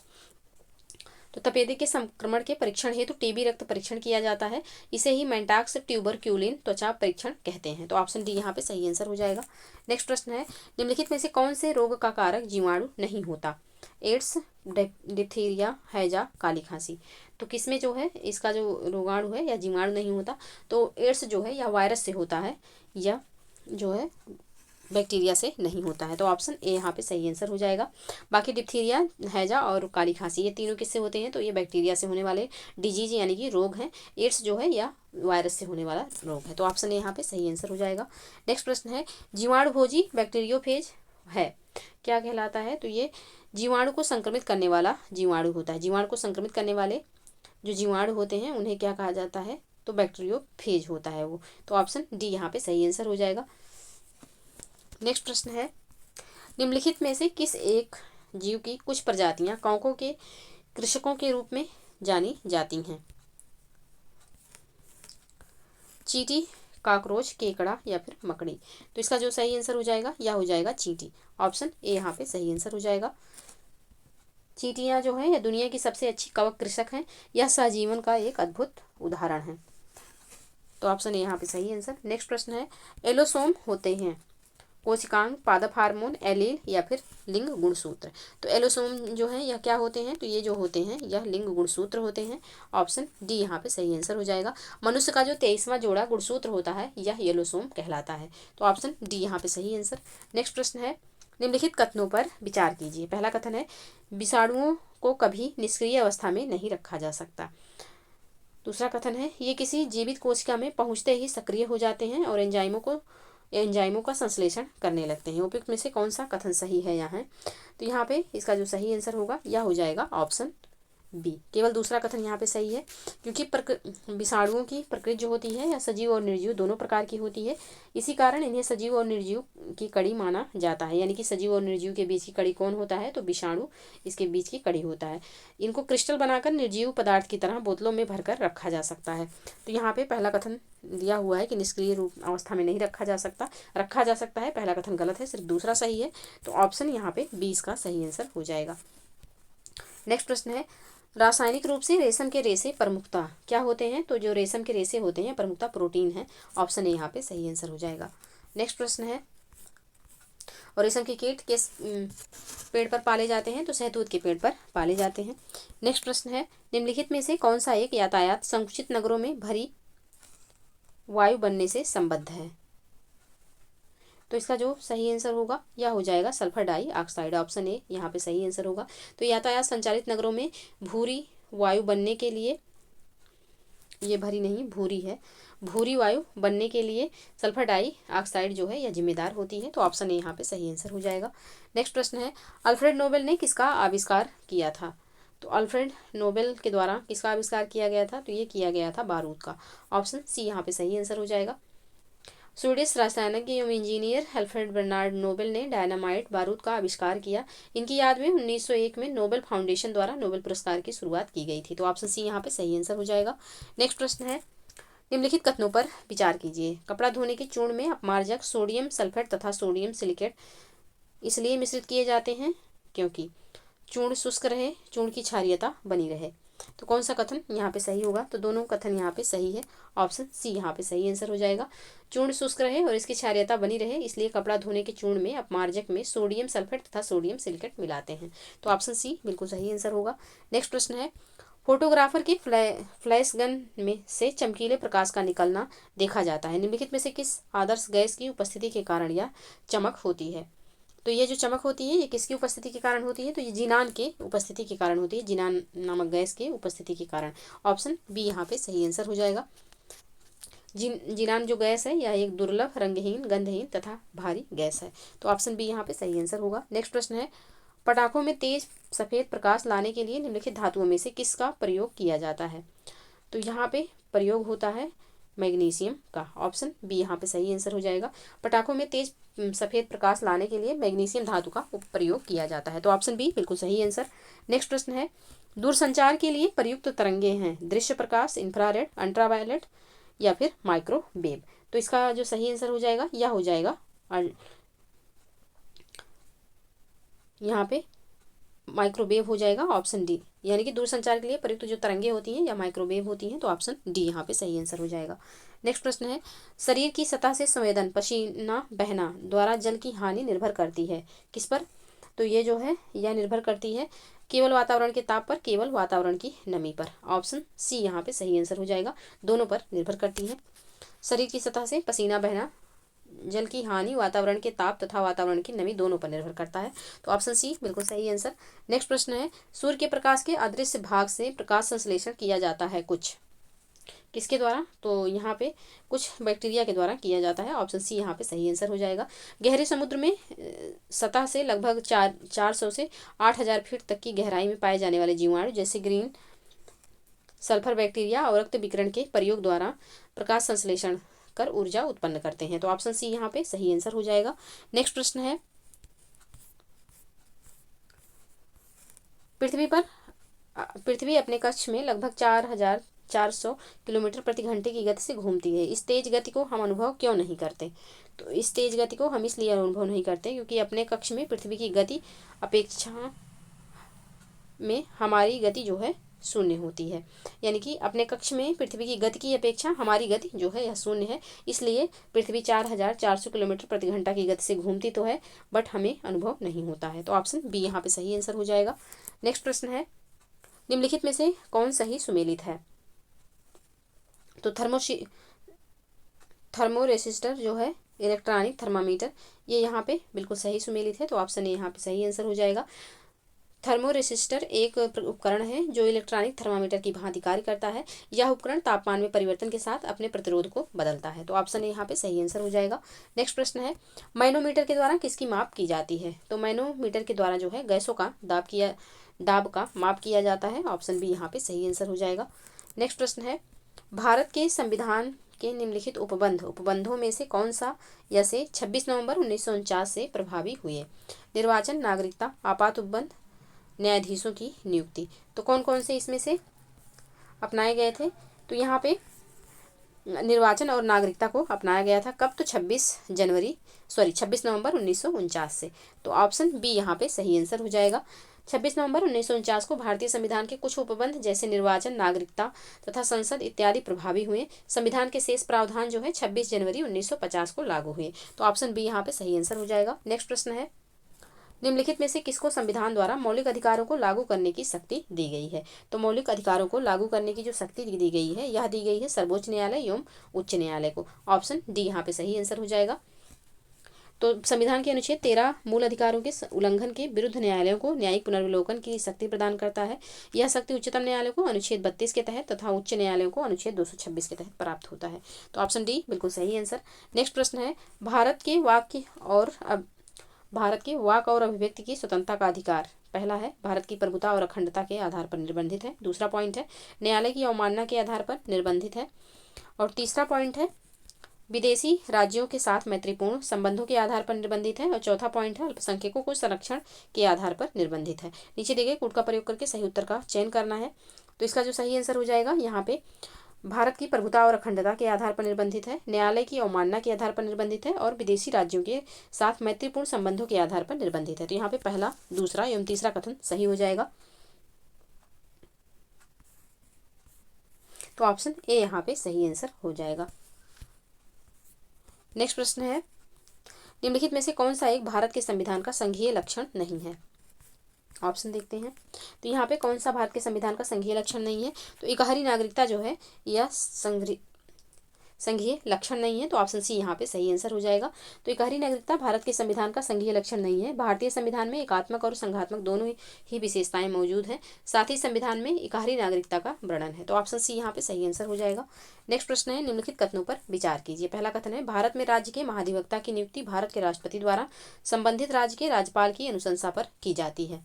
दूसरा कथन है, सिविल प्रक्रिया संहिता के उपबंधों के अनुसार राज्य स्तर पर उच्च न्यायालयों की मूल अपीलीय तथा सलाहकारी अधिकारिता होती है। उपयुक्त कथनों में से कौन सा कथन सही है यहाँ? तो यहाँ पे इसका जो सही आंसर हो जाएगा यह हो जाएगा ऑप्शन डी। ऑप्शन डी यहाँ पे सही आंसर होगा। तो राज्य के महाधिवक्ता की नियुक्ति राज्यपाल के द्वारा की जाती है, ना कि राष्ट्रपति के द्वारा। तो यहाँ पे राष्ट्रपति दिया हुआ है तो गलत हो जाएगा।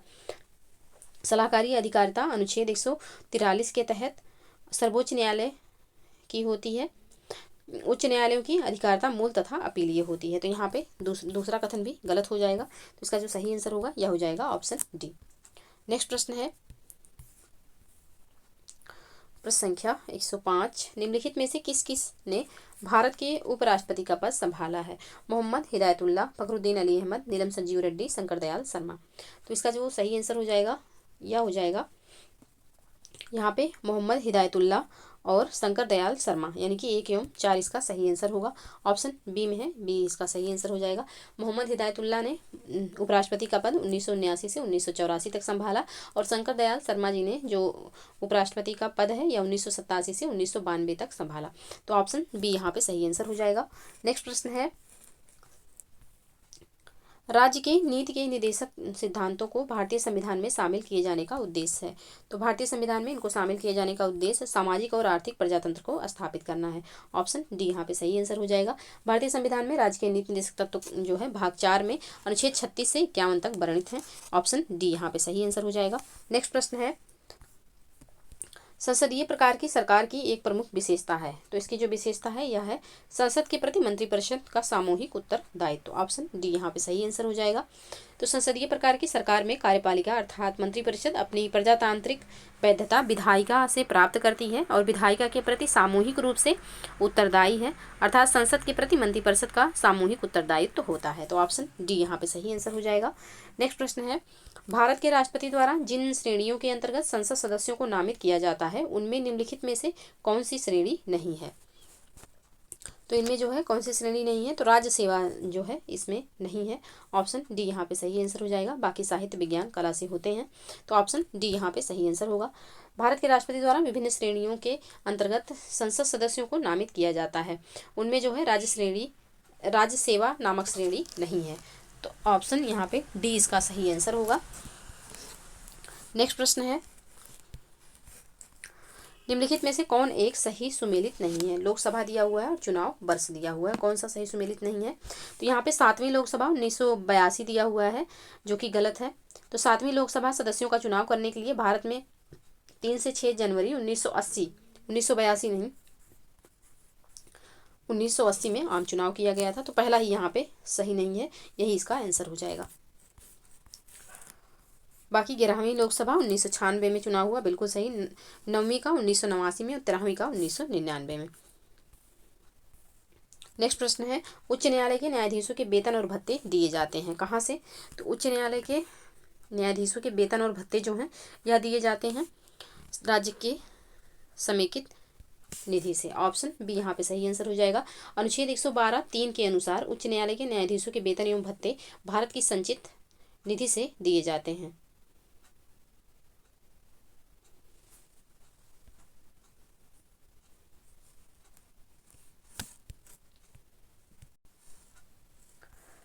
तो उच्च न्यायालय के न्यायाधीशों के वेतन और भत्ते तो राज्य की समेकित निधि से दिए जाते हैं। ऑप्शन बी यहाँ पे सही आंसर हो जाएगा। नेक्स्ट प्रश्न है, राज्यसभा की अवधि के संदर्भ में निम्नलिखित कथनों पर विचार कीजिए। पहला कथन है, इसके 2/3 सदस्य हर दूसरे वर्ष सेवानिवृत्त होते हैं। दूसरा पॉइंट है राष्ट्रपति द्वारा हर तीसरे वर्ष के शुरुआत में मनोनयन होता है। उपयुक्त कथनों में से कौन सा कथन सही है यहाँ? तो इसका जो सही आंसर हो जाएगा यह हो जाएगा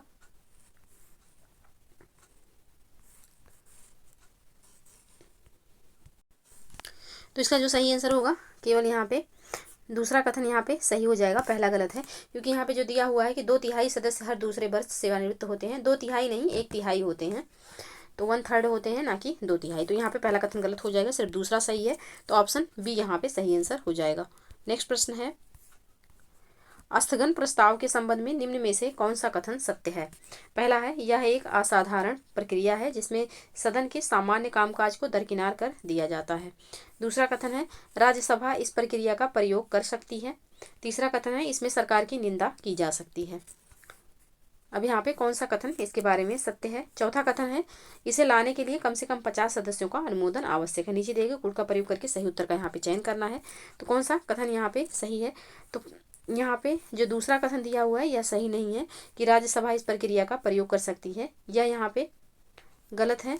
बाकी पहला, तीसरा एवं चौथा कथन यहाँ पे बिल्कुल सही है। तो ऑप्शन डी यहाँ पे सही आंसर हो जाएगा।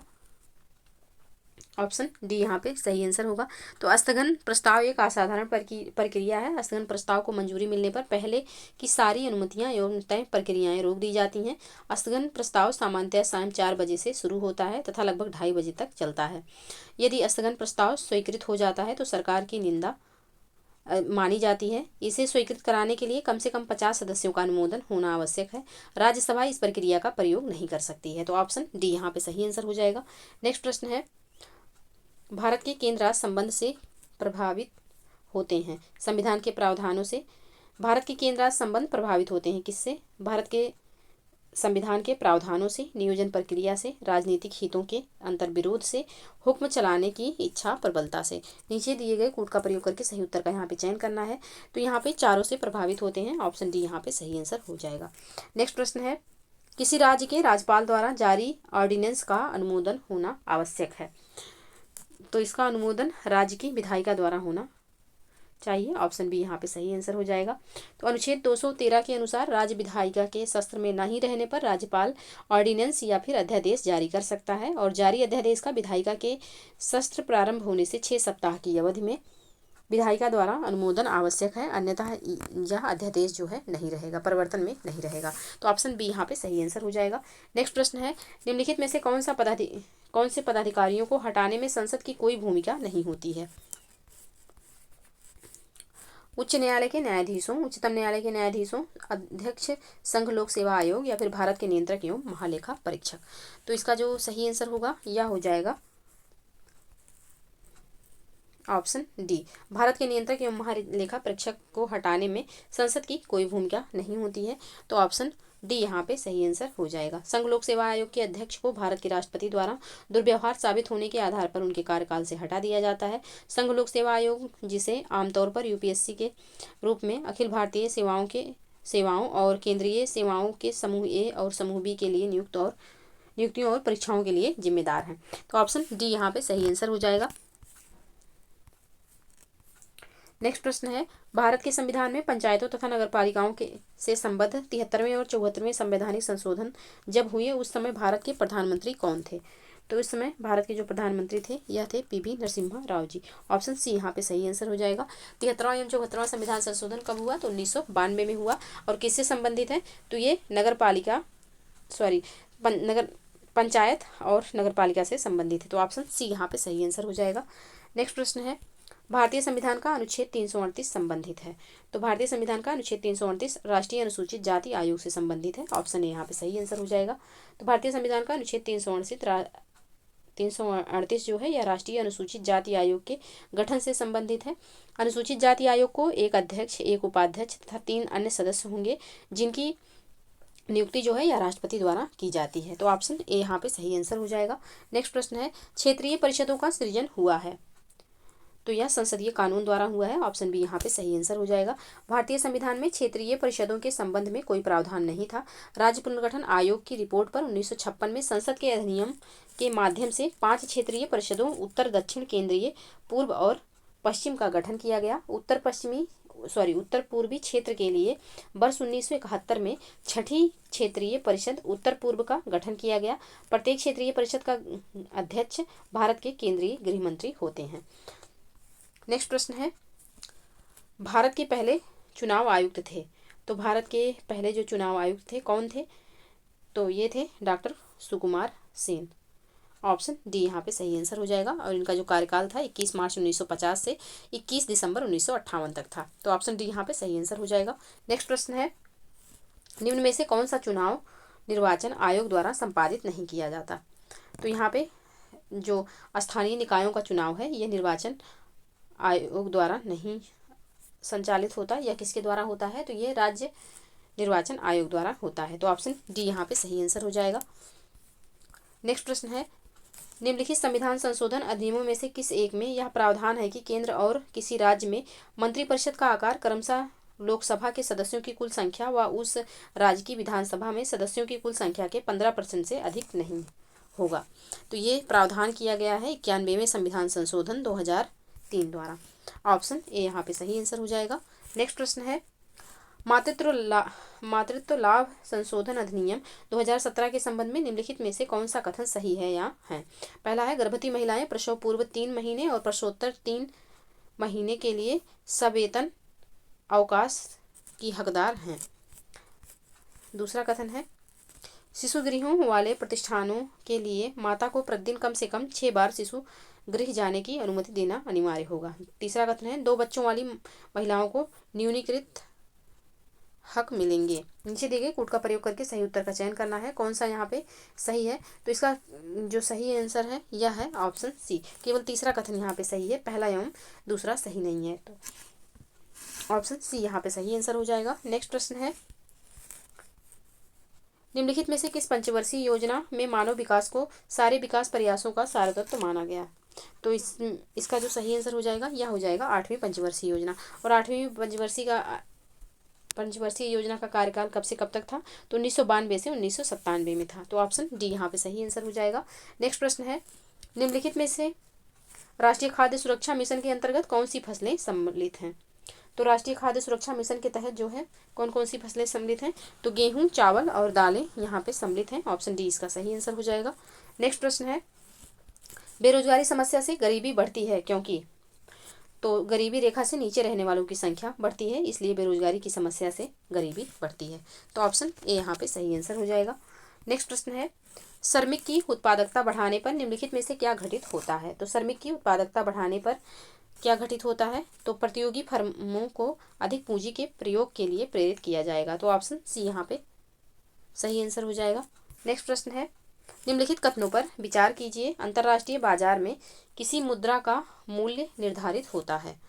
तो अंतर्राष्ट्रीय बाजार में किसी मुद्रा का जो मूल्य है यह किसके किसके द्वारा निर्धारित होता है?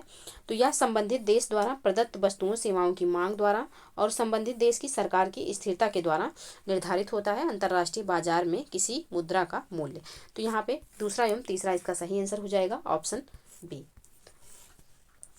नेक्स्ट प्रश्न है, निम्नलिखित कथनों पर विचार कीजिए। पहला कथन है, निजी क्षेत्र का पहला बैंक सिटी यूनियन बैंक है जिसकी स्थापना 1901 में की गई थी। दूसरा कथन है, वर्ष 2003 में नेडुंगडी बैंक का बैंक ऑफ इंडिया के साथ विलय हो गया। अब उपयुक्त में से कौन सा कथन सही है यहाँ है?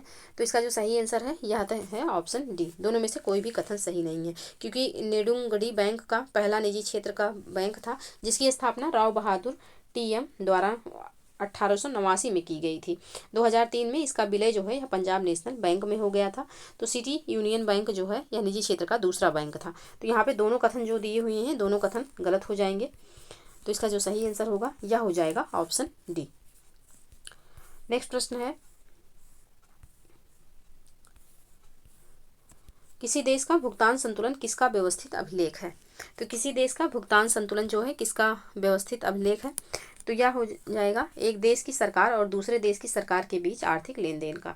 ऑप्शन सी यहाँ पे सही आंसर होगा। नेक्स्ट प्रश्न है, बिटकॉइन के संबंध में निम्नलिखित कथनों में से कौन सा कथन सही है? यहाँ है पहला कथन है, यह विकेंद्रीकृत परोक्ष मुद्रा है। दूसरा है, इसे जटिल कंप्यूटर सॉफ्टवेयर प्रणालियों द्वारा सृजित किया जाता है। तीसरा कथन है, रिजर्व बैंक ऑफ इंडिया ने जनवरी 2016 में इसे एक वैध टेंडर के रूप में मान्यता प्रदान की। तो कौन सा कथन यहाँ पे सही है? तो इसके बारे में यहाँ पे दूसरा एवं तीसरा कथन सही है, सॉरी पहला एवं दूसरा कथन यहाँ पे सही है, तीसरा यहाँ पे गलत है। ऑप्शन बी यहाँ पे सही आंसर हो जाएगा।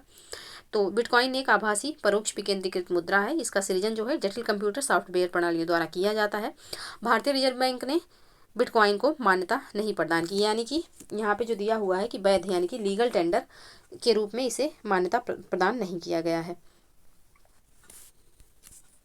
तीसरा यहाँ पे गलत हो जाएगा, पहला एवं दूसरा बस सही है। तो ऑप्शन बी यहाँ पे सही आंसर होगा। नेक्स्ट प्रश्न है,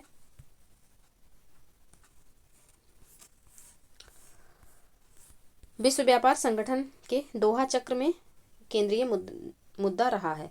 तो इसमें जो मुद्दा रहा है यह रहा है कृषि से संबंधित मुद्दे। ऑप्शन ए यहाँ पे सही आंसर हो जाएगा। नेक्स्ट प्रश्न है, किसी अर्थव्यवस्था में निम्न में से कौन सा ऐसा कार्य है जो केंद्रीय बैंक के कार्यों में शामिल नहीं है? तो यहाँ पे सरकारी खर्च पर नियंत्रण जो है या केंद्रीय बैंक के कार्यों में शामिल नहीं है। ऑप्शन सी यहाँ पे सही आंसर हो जाएगा। नेक्स्ट प्रश्न है, भारत सरकार द्वारा प्रायोजित हाथी परियोजना के संदर्भ में विचार कीजिए। पहला है हाथियों, उनके प्रवासों तथा गलियारों की रक्षा करना। दूसरा है मानव पशु संघर्ष के मुद्दों का समाधान। तीसरा कथन है पालतू हाथियों का कल्याण। और नीचे दिए गए कोड का प्रयोग करके सही उत्तर का यहाँ पे चयन करना है। तो यहाँ पे तीनों ऊपर जो तीनों कथन दिए हुए हैं बिल्कुल सही हैं। ऑप्शन डी यहाँ पे सही आंसर हो जाएगा। तो भारत सरकार द्वारा हाथी परियोजना का शुभारंभ वर्ष 1991 से 92 में किया गया। इसका उद्देश्य हाथियों, उनके आवास की रक्षा करना, मानव पशु संघर्ष की समस्याओं को हल करना तथा पालतू हाथियों का कल्याण करना था। तो ऑप्शन डी यहाँ पे सही आंसर हो जाएगा। नेक्स्ट प्रश्न है, अटल नवाचार मिशन का संबंध किससे है? तो अटल नवाचार मिशन का जो संबंध है यह है उद्यमशीलता विकास से। ऑप्शन बी यहाँ पे सही आंसर हो जाएगा। अटल नवाचार मिशन का उद्देश्य जो है देश में नवाचार एवं उद्यमशीलता की संस्कृति को बढ़ावा देने के लिए नीति आयोग में अटल नवाचार मिशन की स्थापना से है। तो ऑप्शन बी यहाँ पे सही आंसर हो जाएगा।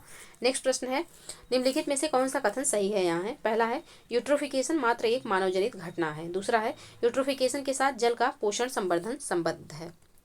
तो यहाँ पे कौन सा कथन सही है? तो इसका जो सही आंसर हो जाएगा ऑप्शन बी हो जाएगा। केवल दूसरा कथन सही है, क्योंकि यूट्रोफिकेशन जो है यह प्राकृतिक एवं मानव निर्मित दोनों कारक हो सकता है, दोनों घटनाएं हो सकती हैं, दोनों से संबंधित। तो पहला कथन गलत हो जाएगा, सिर्फ दूसरा सही है। तो ऑप्शन बी यहाँ पे सही आंसर हो जाएगा। नेक्स्ट प्रश्न है, पारिस्थितिकी तंत्र में तत्वों के चक्रण को क्या कहते हैं? तो पारिस्थितिकी तंत्र में तत्वों के चक्रण को जैव भू रासायनिक चक्र कहते हैं। ऑप्शन बी यहाँ पे सही आंसर हो जाएगा। नेक्स्ट प्रश्न है, एक बाज एक सर्प, सर्प मेढक, मेढक टिड्डा और टिड्डा घास खाता है। इस खाद्य श्रृंखला में बाज है। तो इस श्रृंखला में जो बाज है वह किस स्थान पर आएगा? तो यह चतुर्थ उपभोक्ता के स्थान पर रखा जाएगा। ऑप्शन डी यहाँ पे सही आंसर हो जाएगा। नेक्स्ट प्रश्न है, निम्नलिखित में से किस पारिस्थितिकीय तंत्र में पौधों का जैविक पदार्थ अधिकतम है? तो पौधों का जैविक पदार्थ जिस तंत्र में अधिकतम होगा यह हो जाएगा उष्णकटिबंधीय वर्षा वन में। ऑप्शन बी यहाँ पे सही आंसर होगा। तो उष्णकटिबंधीय वर्षा वन एक गर्म एवं नम पारिस्थितिकी तंत्र है जो पृथ्वी पर भूमध्य रेखा के आसपास पाया जाता है। इस बायोम में दुनिया की सबसे बड़ी जैव विविधता शामिल है। इस बायोम के भीतर पौधों और जानवरों की 15 मिलियन से अधिक प्रजातियां पाई जाती हैं। तो ऑप्शन बी यहाँ पे सही आंसर हो जाएगा। नेक्स्ट प्रश्न है, ग्लोबल 500 पुरस्कार प्रदान किए जाते हैं किसके लिए? तो ग्लोबल 500 पुरस्कार जो है यह किसके लिए प्रदान किया जाता है? तो यह पर्यावरण प्रतिरक्षा के लिए दिया जाता है। ऑप्शन सी यहाँ पे सही आंसर हो जाएगा। ग्लोबल 500 के क्षेत्र में पर्यावरण के क्षेत्र में उल्लेखनीय योगदान के लिए संयुक्त राष्ट्र पर्यावरण कार्यक्रम द्वारा वर्ष 1987 से विभिन्न व्यक्तियों एवं संगठनों को यह पुरस्कार प्रदान किया जाता है। तो ऑप्शन सी बिल्कुल सही आंसर हो जाएगा। नेक्स्ट प्रश्न है, सूची 1 को सूची 2 से सुमेलित करना है। एक तरफ वन्यजीव अभ्यारण्य है और दूसरी तरफ दिया हुआ है राज्य, तो इनको सुमेलित करना है। महानंदा, तो महानंदा हो जाएगा पश्चिम बंगाल। मालाबार हो जाएगा केरल। और सत्यमंगलम, तो सत्यमंगलम हो जाएगा तमिलनाडु। और लखारी घाटी, तो ये हो जाएगा उड़ीसा। तो इसका जो सही कोड होगा यह हो जाएगा 3-4-2-1। 3-4-2-1 ऑप्शन सी में है। तो ऑप्शन सी यहाँ पे सही आंसर हो जाएगा। तो ये रहा जीएस का जो 140 प्रश्न हमने सॉल्व किया। चलिए अब आगे बढ़ते हैं और हिंदी का पेपर सॉल्व करते हैं।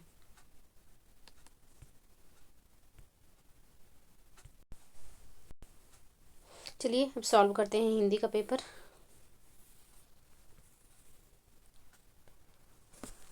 यहाँ पे प्रश्न दिया हुआ है कि विकल्प में दिए गए शब्दों में से कौन सा शब्द विशेषण है? अनुमान, आकलन, अनुभूत या फिर अनुक्रम। तो यहाँ पे कौन सा शब्द विशेषण है? तो अनुभूत जो है या विशेषण हो जाएगा, ऑप्शन सी यहाँ पे सही आंसर होगा।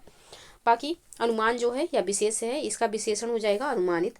आकलन जो है या विशेष है या इसका विशेषण हो जाएगा आकलित। और अनुक्रम जो है यह भी विशेष है, इसका विशेषण हो जाएगा अनुक्रमिक। तो ऑप्शन सी यहाँ पे बिल्कुल सही आंसर होगा। नेक्स्ट प्रश्न है, निम्नलिखित में से कौन सा शब्द विशेषण है? भलाई, विद्वान, विवाद या फिर ज्ञान। तो इसका जो सही आंसर हो जाएगा यह हो जाएगा ऑप्शन बी, विद्वान। विद्वान जो है यहाँ पे विशेषण है, तो ऑप्शन बी इसका सही आंसर होगा। नेक्स्ट प्रश्न है, दिए गए विशेष विशेषण युग्म में सही सुमेलित नहीं है। दिन, दैनिक, निर्माण, निर्मित, पतन, पतित, पराजय, परास्त। तो इसका जो सही आंसर होगा ऑप्शन डी में जो यहाँ पे पराजय परास्त दिया हुआ है या सही सुमेलित नहीं है, ऑप्शन डी यहाँ पे सही आंसर हो जाएगा। पराजय का विशेषण जो हो जाएगा यह हो जाएगा पराजित, परास्त नहीं होता, पराजित हो जाएगा इसका विशेषण। तो ऑप्शन डी यहाँ पे सही सुमेलित नहीं है, बाकी ये तीनों बिल्कुल सही सुमेलित हैं। ऑप्शन डी यहाँ पे सही आंसर हो जाएगा। नेक्स्ट प्रश्न है, तीन मित्र एक साथ खाना खा रहे थे। उपयुक्त वाक्य में तीनों निम्नलिखित में से किस प्रकार का विशेषण है? समुदायवाचक विशेषण, क्रमवाचक विशेषण, प्रत्येक बोधक विशेषण या फिर गणनावाचक विशेषण। तो यहाँ पे इसका जो सही आंसर हो जाएगा यह हो जाएगा ऑप्शन ए, समुदायवाचक विशेषण। ऑप्शन ए यहाँ पे सही आंसर होगा। तो ऐसे विशेषण जिनसे समुदाय का बोध होता है उसे समुदायवाचक विशेषण कहते हैं, जैसे दोनों, तीनों, चारों आदि। तो ऑप्शन ए यहाँ पे सही आंसर हो जाएगा। नेक्स्ट प्रश्न है, विशेष से वह शब्द होता है जो, तो जिस शब्द की विशेषता बताई जाए वह क्या कहलाता है? तो वह विशेष कहलाता है। और जिसके द्वारा विशेषता बताई जाए वह होता है विशेषण। तो जिस शब्द की विशेषता बताई जाए उसे क्या कहते हैं? तो उसे विशेष कहते हैं। ऑप्शन बी यहाँ पे सही आंसर हो जाएगा। और जो शब्द किसी की विशेषता बताए वह क्या कहलाता है? तो वह विशेषण कहलाता है। नेक्स्ट प्रश्न है, सुनीत एक अच्छा विद्यार्थी है। वाक्य में विशेष है, तो सुनीत एक अच्छा विद्यार्थी है। विद्यार्थी जो है या विशेष से हो जाएगा, अच्छा जो है यहाँ पे विशेषण हो जाएगा। तो चूंकि विशेष से पूछा है तो ऑप्शन बी इसका सही आंसर होगा। नेक्स्ट प्रश्न है, मेरा लड़का आलसी है। वाक्य में आलसी निम्नलिखित में से किस प्रकार का विशेषण है? तो मेरा लड़का जो है यह आलसी है, तो ये किस प्रकार का विशेषण हो जाएगा? तो यह हो जाएगा आपका यहाँ पे विधेय विशेषण। ऑप्शन ए यहाँ पे सही आंसर होगा। तो जिस वाक्य में विशेषण जो है या विशेष से और क्रिया के बीच में आए उसे विधेय विशेषण कहते हैं। तो यहाँ पे मेरा लड़का आलसी है, आलसी जो है या विशेष से और क्रिया के बीच में आता है विशेषण आलसी, तो ये हो जाएगा विधेय विशेषण। तो ऑप्शन ए यहाँ पे सही आंसर होगा। नेक्स्ट प्रश्न है,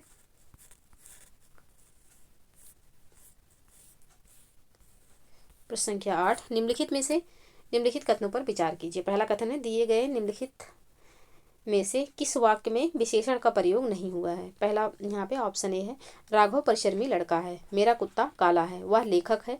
उसकी पुस्तक पुरानी नहीं है। तो कौन सा यहाँ पे ऐसा वाक्य है जिसमें इसका प्रयोग नहीं हुआ है? तो विशेषण का प्रयोग नहीं हुआ है। तो इसका जो सही आंसर हो जाएगा यह हो जाएगा ऑप्शन सी। यहाँ पे वह लेखक है, वह लेखक है, यहाँ पे कोई भी विशेषण प्रयोग नहीं हुआ है।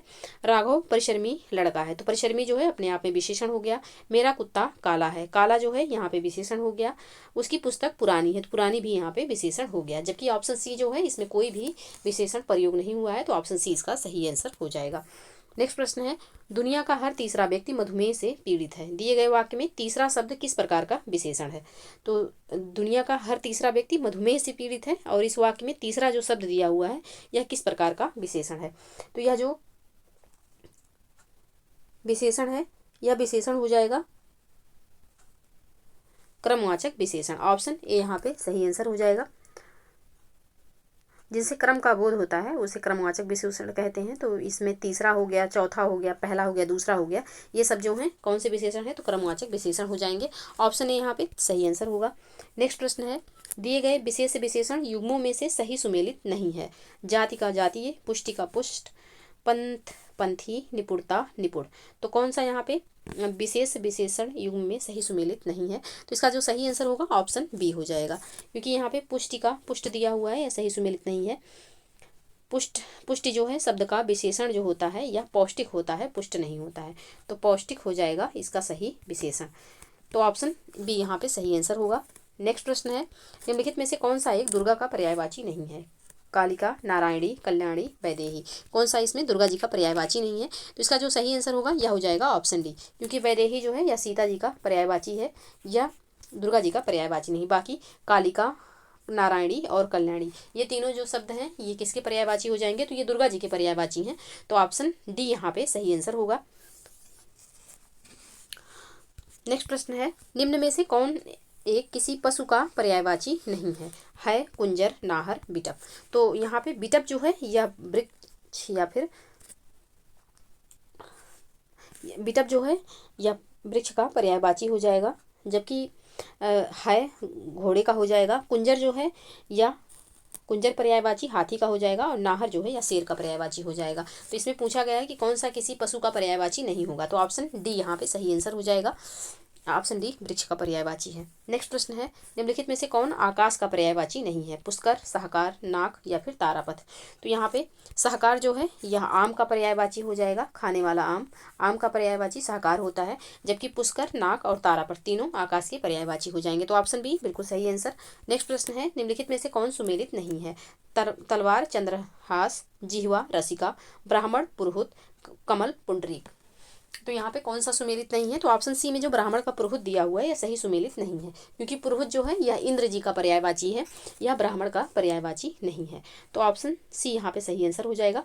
बाकी तलवार का चंद्रहास बिल्कुल सही, जिह्वा का रसिका भी बिल्कुल सही पर्यायवाची है, और कमल का पुंडरीक भी बिल्कुल सही पर्यायवाची है। जो सफ़ेद कमल होता है उसे पुंडरीक कहा जाता है। तो ऑप्शन यहाँ पे सी जो है प्रश्न के अकॉर्डिंग सही आंसर हो जाएगा। नेक्स्ट प्रश्न है, निम्नलिखित में से कौन चंद्रमा का पर्याय शब्द नहीं है? निशानाथ, मयंक, मुकुंद, कलानाथ। तो निम्नलिखित में से कौन सा जो है यह चंद्रमा का पर्यायवाची शब्द नहीं है? तो इसका जो सही आंसर हो जाएगा यह हो जाएगा ऑप्शन सी मुकुंद। मुकुंद जो है यह कृष्ण जी का पर्यायवाची शब्द है। मुकुंद जो है यह कृष्ण जी का पर्यायवाची हो जाएगा, जबकि चंद्रमा के पर्यायवाची निशानाथ भी होगा, मयंक भी होगा और कलानाथ भी होगा। तो ऑप्शन सी बिल्कुल सही आंसर। नेक्स्ट प्रश्न है, निम्नलिखित में से कौन एक देवी का पर्यायवाची शब्द है? श्री, लक्ष्मीपति, अंजनेय, श्यामा।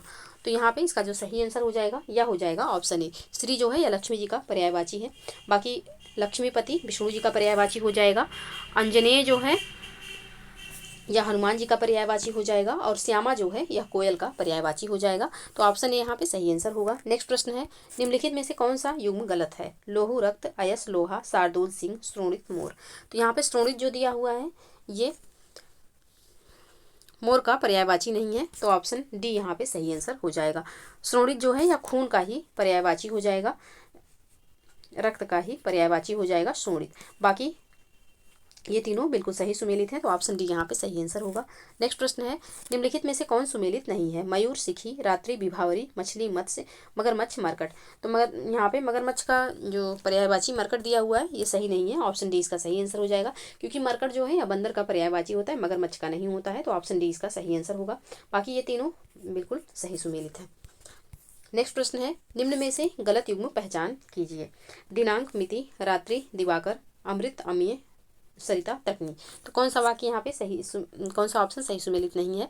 तो यहाँ पे विलोम दिया हुआ है, रात्रि का यहाँ पे दिया हुआ है पर्यायवाची, और ऑप्शन बी में विलोम दे दिया गया। रात्रि का दिवाकर दिया हुआ है, क्योंकि रात्रि और दिवाकर मतलब दिन, तो दोनों अपोजिट दिया हुआ है, तो यहाँ पे ये दोनों एक दूसरे के पर्यायवाची नहीं है। विलोम दिया हुआ है, क्योंकि यहाँ पे पर्यायवाची दिया हुआ है चारों ऑप्शन, तो यहाँ पे ऑप्शन बी जो है यह अलग हो जाएगा, यही इसका आंसर होगा। बाकी दिनांक का पर्यायवाची मित भी होता है, अमृत का पर्यायवाची अमीय है, सरिता का पर्यायवाची तटनी भी होता है। तो ऑप्शन बी यहाँ पे सही आंसर हो जाएगा। नेक्स्ट प्रश्न है, निम्नलिखित में से कौन भौरा का पर्यायवाची नहीं है? मधवा, मधुप, मधुकर या फिर अली। तो यहाँ पे कौन भौरा का पर्यायवाची नहीं है? तो इसका जो सही आंसर हो जाएगा यह हो जाएगा ऑप्शन ए। मधवा जो है यह भौरा का पर्यायवाची नहीं है, यह इंद्र का पर्यायवाची हो जाएगा। बाकी मधुप, मधुकर और अली ये तीनों किसके पर्यायवाची हैं? तो ये तीनों भौरे के पर्यायवाची हैं। तो ऑप्शन ए यहाँ पे बिल्कुल सही आंसर होगा। नेक्स्ट प्रश्न है, निम्नलिखित में से कौन सा शब्द अल्प का विलोम शब्द है? न्यून, बहु, आदि, शांत। अल्प का इसमें से कौन सा विलोम शब्द है? तो इसका जो सही आंसर हो जाएगा यह हो जाएगा ऑप्शन बी। अल्प का जो विलोम हो जाएगा बहु हो जाएगा, ऑप्शन बी यहाँ पे सही आंसर होगा। जबकि न्यून का जो विलोम हो जाएगा यह हो जाएगा अति, आदि का विलोम हो जाएगा अंत, और शांत का विलोम हो जाएगा अनंत। अनंत हो जाएगा शांत का विलोम। तो ऑप्शन बी बिल्कुल सही आंसर। नेक्स्ट प्रश्न है, अथ का विलोम शब्द निम्न में से कौन सा है? तो अथ का जो विलोम शब्द हो जाएगा यह हो जाएगा इति। ऑप्शन सी में है, ऑप्शन सी बिल्कुल सही आंसर। अथ का जो विलोम होगा यह इति हो जाएगा। पूरा का जो विलोम हो जाएगा यह हो जाएगा अधूरा, और अजल का विलोम हो जाएगा सजल। पूरा का विलोम हो जाएगा अधूरा और अजल का विलोम हो जाएगा सजल। अथ का जो विलोम होगा यह हो जाएगा इति। तो ऑप्शन सी यहाँ पे बिल्कुल सही आंसर होगा। नेक्स्ट प्रश्न है, अर्पण का विलोम शब्द निम्न में से कौन सा है? तो अर्पण का जो सही विलोम शब्द हो जाएगा क्या हो जाएगा? तो अर्पण का जो यहाँ पे सही विलोम होगा यह हो जाएगा ग्रहण। ऑप्शन सी में है, इसका सही आंसर होगा। ग्राह्य का विलोम हो जाएगा त्याज्य, और विग्रह का विलोम होगा अनुग्रह, और विराग का विलोम हो जाएगा अनुराग। तो ऑप्शन सी यहाँ पे अर्पण का जो विलोम होगा यह हो जाएगा ग्रहण। ऑप्शन सी बिल्कुल सही आंसर। नेक्स्ट प्रश्न है, अपकर्ष का विलोम शब्द निम्न में से कौन सा है? तो अपकर्ष का विलोम हो जाएगा उत्कर्ष। ऑप्शन डी में है, ऑप्शन डी यहाँ पे सही आंसर होगा। अर्थहीन का जो सही विलोम हो जाएगा यह हो जाएगा अर्थवान। परिमित का विलोम हो जाएगा अमित, और सदोष का विलोम हो जाएगा अदोष। तो यहाँ पे अपकर्ष का विलोम पूछा गया है तो उत्कर्ष हो जाएगा अपकर्ष का विलोम। ऑप्शन डी बिल्कुल सही आंसर। नेक्स्ट प्रश्न है, उत्पत्ति का विलोम शब्द निम्न में से कौन सा है? तो उत्पत्ति का जो विलोम हो जाएगा यह हो जाएगा विनाश। ऑप्शन बी में है, ऑप्शन बी यहाँ पे सही आंसर होगा। उद्गम का विलोम हो जाएगा पतन। उद्गम का जो विलोम होगा यह हो जाएगा, उद्गम का विलोम हो जाएगा विलय, और विकास का जो विलोम होगा यह हो जाएगा पतन। विकास का विलोम पतन हो जाएगा। उत्तम का विलोम हो जाएगा अधम। तो यहाँ पे उत्पत्ति का विलोम विनाश होगा। ऑप्शन बी यहाँ पे सही आंसर। नेक्स्ट प्रश्न है, गुप्त का विलोम शब्द निम्न में से कौन सा है? तो गुप्त का जो विलोम हो जाएगा यह हो जाएगा प्रकट। ऑप्शन बी यहाँ पे सही आंसर होगा। बाकी मुक्त का विलोम हो जाएगा ग्रस्त, और शांति का विलोम हो जाएगा कोलाहल, और मुख्य का विलोम हो जाएगा गौड़। तो यहाँ पे गुप्त का जो विलोम होगा यह हो जाएगा ऑप्शन बी प्रकट। नेक्स्ट प्रश्न है, गुण का विलोम निम्न में से कौन सा नहीं है? अवगुण, दोष, ऐब, गुणहीन। तो यहाँ पे गुण का विलोम इसमें से कौन सा नहीं होगा? तो गुणहीन जो है यह गुण का विलोम नहीं होगा। बाकी अवगुण, दोष और ऐब ये तीनों गुण के विलोम हो जाएंगे। ऑप्शन डी यहाँ पे सही आंसर हो जाएगा।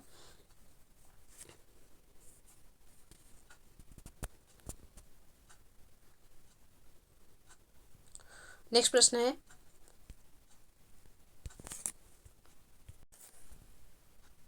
जो यहाँ पे गुण का विलोम निम्नलिखित में से कौन सा नहीं दिया हुआ है? तो गुणहीन नहीं होगा। यहाँ पे इसका जो सही आंसर हो जाएगा यह हो जाएगा ऑप्शन ए। अवगुण जो है यह गुण का विलोम नहीं होगा। बाकी दोष, ऐब और गुणहीन ये तीनों किसके विलोम हो जाएंगे? तो गुण के विलोम हो जाएंगे। तो ऑप्शन ए यहाँ पे सही आंसर होगा। नेक्स्ट प्रश्न है, करुण का विलोम शब्द निम्न में से कौन सा है? अकरुण, विकरुण, निष्ठुर या फिर निष्कलंक। तो करुण का जो विलोम हो जाएगा यह क्या हो जाएगा? तो यह हो जाएगा निष्ठुर। ऑप्शन सी में है, ऑप्शन सी यहाँ पे सही आंसर होगा। नेक्स्ट प्रश्न है, निष्काम शब्द निम्नलिखित में से किसका विलोम शब्द है? तो निष्काम जो है यह किसका विलोम हो जाएगा? तो निष्काम यहाँ पे विलोम हो जाएगा कामी का। ऑप्शन सी यहाँ पे सही आंसर होगा। बाकी नाकामयाब का विलोम हो जाएगा कामयाब, बदकिस्मत का विलोम हो जाएगा खुशकिस्मत, और नाकाबिल का विलोम हो जाएगा काबिल। तो ऑप्शन सी यहाँ पे सही आंसर होगा। नेक्स्ट प्रश्न है, उदासीन का विलोम शब्द निम्न में से कौन सा है? तो उदासीन का जो विलोम हो जाएगा यह हो जाएगा आसक्त। ऑप्शन सी में है, ऑप्शन सी यहाँ पे सही आंसर होगा। प्रसन्न का विलोम हो जाएगा उदास, और खुशकिस्मत का विलोम होगा बदकिस्मत। उद्विग्न का विलोम हो जाएगा निरुद्विग्न। तो ऑप्शन सी यहाँ पे सही आंसर होगा। नेक्स्ट प्रश्न है, निम्नलिखित में से कौन सा युग्म सुमेलित नहीं है? तो एक तरफ तद्भव है, दूसरी तरफ तत्सम दिया हुआ है। तो यहाँ पे मुट्ठी का जो मुष्टि दिया हुआ है ये स्थान यहाँ पे चेंज हो गया है। मुष्टि जो है या तत्सम है, मुट्ठी जो है या तद्भव होगा। तो इस वजह से ये यहाँ पे सुमेलित नहीं है। तो ऑप्शन ए इसका सही आंसर हो जाएगा। बाकी लगुण, लकड़ी बिल्कुल सही, लहसुन, लहसुन और सप्त, सात ये तीनों बिल्कुल सही सुमेलित हैं। ऑप्शन ए यहाँ पे सही आंसर होगा। नेक्स्ट प्रश्न है, निम्न में से कौन सा शब्द तत्सम नहीं है? शिष्य, सौभाग्य, साग, शीतल। तो तत्सम कौन सा शब्द नहीं है? तो साग जो है यह तत्सम नहीं है। इसका जो तत्सम होगा यह साग हो जाएगा। तो ऑप्शन सी यहाँ पे सही आंसर होगा। बाकी यहाँ पे शिष्य जो है यह तत्सम है, इसका जो तद्भव होगा सिख हो जाएगा। और सौभाग्य तत्सम है, इसका जो तद्भव होगा यह सुहाग हो जाएगा। और शीतल जो है यह तत्सम है, इसका जो तद्भव होगा यह हो जाएगा शीला। तो यहाँ पे ऑप्शन सी इसका सही आंसर होगा। नेक्स्ट प्रश्न है, निम्नलिखित में से कौन तद्भव शब्द है? क्षार, मैल, रजनी, सत्य। तो यहाँ पे मैल जो है यह तद्भव शब्द है, इसका जो तत्सम होगा यह हो जाएगा मल। मल हो जाएगा इसका तत्सम। बाकी क्षार जो है यह तत्सम है, इसका जो तद्भव होगा यह हो जाएगा खार। रजनी जो है इसका जो तद्भव होगा यह हो जाएगा रैन, और सत्य जो है इसका जो तद्भव होगा यह हो जाएगा सच। तो ऑप्शन बी यहाँ पे सही आंसर होगा। नेक्स्ट प्रश्न है कौन सा युग्म सुमेलित है। एक तरफ तद्भव है, दूसरी तरफ तत्सम दिया हुआ है। पूछा है कौन सा युग्म सुमेलित है। तो हड्डी का जो यहाँ पे अस्थि दिया हुआ है, हड्डी तद्भव है, अस्थि तत्सम है, बिल्कुल सही है। बाकी होठ होष्ट नहीं होता है, ओष्ठ होता है। हिंग का जो यहाँ पे हिंग दिया हुआ है तो हिंग नहीं होगा, हिंग हो जाएगा, गा पे छोटा की मात्रा लगेगा। हथौड़ा का यहाँ पे प्रस्तर नहीं होता है, हस्त होता है, तत्सम। तो यहाँ पे जो सही सुमेलित है वह है ऑप्शन डी, और ऑप्शन डी यहाँ पे सही आंसर हो जाएगा। नेक्स्ट प्रश्न है निम्न में से कौन सा शब्द तत्सम नहीं है। बिनती, बेश, बहु, वंश। कौन सा शब्द इसमें से तत्सम नहीं है। तो इसका जो सही आंसर हो जाएगा यह हो जाएगा ऑप्शन सी, भौ जो है या तद्भव है, इसका जो तत्सम होगा यह हो जाएगा भ्रू। भ्रू यहाँ पे तत्सम हो जाएगा। बिनती तत्सम है, इसका जो तद्भव होगा यह हो जाएगा बिनती, बिनती हो जाएगा। वेश जो है यह भी तत्सम है, इसका जो तद्भव होगा यह हो जाएगा भेष। और वंश जो है यह भी तद्भव है, इसका जो यह भी तत्सम है, इसका जो तद्भव होगा यह हो जाएगा वंश, वंश। नेक्स्ट प्रश्न है निम्नलिखित में से कौन सा युग्म सुमेलित नहीं है। एक तरफ तद्भव है, दूसरी तरफ तत्सम है। पूरा, पूरक, पोती, पौत्री, पौना, पादून, पूंछ, पुच्छ। तो कौन सा यहाँ पे सुमेलित नहीं है। तो ऑप्शन डी में जो यहाँ पे पूंछ का पुच्छ दिया हुआ है सही सुमेलित नहीं है। ऑप्शन डी इसका सही आंसर हो जाएगा, क्योंकि इसका जो सही तत्सम होता है यह होता है पुच्छ। तो ऑप्शन डी यहाँ पे सही आंसर होगा। बाकी ये तीनों बिल्कुल सही सुमेलित है। नेक्स्ट प्रश्न है निम्नलिखित में से कौन सा युग्म सुमेलित नहीं है। एक तरफ तद्भव है, दूसरी तरफ तत्सम दिया हुआ है। फुर्ती, स्फूर्ति, बकरा, वर्कर, बढ़ई, वर्धकी, बारात, बारात। तो यहाँ पे बारात का जो सही तत्सम होता है यह होता है वर यात्रा, इसका तत्सम वर यात्रा होगा। तो ऑप्शन डी यहाँ पे सही सुमेलित नहीं है, यही इसका आंसर हो जाएगा। नेक्स्ट प्रश्न है निम्न में से कौन सा शब्द तत्सम है। पड़ोसी, नयन, नीम, धूल। तो यहाँ पे तत्सम जो हो जाएगा यह हो जाएगा नयन। नयन यहाँ पे तत्सम है, इसका तद्भव हो जाएगा नयन। और पड़ोसी, पड़ोसी तद्भव है, इसका जो तत्सम होगा प्रतिवेशी हो जाएगा। नीम का जो नीम जो है तद्भव है, इसका जो तत्सम होगा यह हो जाएगा निम्ब। और धूल जो है यह भी तद्भव है, इसका जो तत्सम होगा यह हो जाएगा धूलि। तो ऑप्शन बी यहाँ पे बिल्कुल सही आंसर होगा। नेक्स्ट प्रश्न है निम्न में से कौन सा शब्द तद्भव है। तो तद्भव यहाँ पे कौन सा शब्द है। तो जो दिया हुआ है यह तद्भव है, इसका जो तत्सम होता है यह होता है तथा। बाकी निमंत्रण जो है यह तत्सम है, इसका तद्भव होगा न्योता। और दुर्लभ जो है यह भी तत्सम है, इसका जो तद्भव होगा यह हो जाएगा दूल्हा। और पक्षी जो है यह भी तत्सम है, इसका जो तद्भव होगा यह हो जाएगा पंछी। इस तरीके से लिखा जाएगा। तो यहाँ पे ऑप्शन बी इसका सही आंसर होगा। नेक्स्ट प्रश्न है सुमेलित नहीं है। एक तरफ तद्भव है, दूसरी तरफ तत्सम दिया हुआ है। चुमना, चुंबन, चाम, चर्म, छाया, छाह, छत, छत्र। तो कौन सा यहाँ पे सही सुमेलित नहीं है। तो ऑप्शन सी में जो यहाँ पे छाया दिया हुआ है और इसका छाह दिया हुआ है सही सुमेलित नहीं है। छाह जो है यह तद्भव है और छाया जो है यह तत्सम है, स्थान परिवर्तित है। तो इस वजह से ये यहाँ पे सही सुमेलित नहीं है, ये इसका आंसर हो जाएगा। नेक्स्ट प्रश्न है निम्नलिखित में से गलत युग्म की पहचान कीजिए। यायावर, एक स्थान पर टिक करना रहने वाला। पृष्ठभ्य, पूछने योगी। प्रति उत्पन्नमति, जो तत्काल उत्तर दे सके। युद्धसु, युद्ध में शहीद हो जाने वाला। तो यहाँ पे पहला, दूसरा एवं तीसरा मतलब ऑप्शन ए, बी एवं सी सही सुमेलित है, जबकि ऑप्शन डी यहाँ पे जो दिया हुआ है कि युद्ध में शहीद हो जाने वाला, तो ये गलत है। युद्धसु मतलब युद्धसु का अर्थ जो एक शब्द एक वाक्य होगा इसके लिए यह हो जाएगा कि युद्ध करने का इच्छुक या युद्ध करने की इच्छा रखने वाले को युद्धसु कहा जाता है। तो ऑप्शन डी यहाँ पे सही सुमेलित नहीं है, यही इसका आंसर हो जाएगा।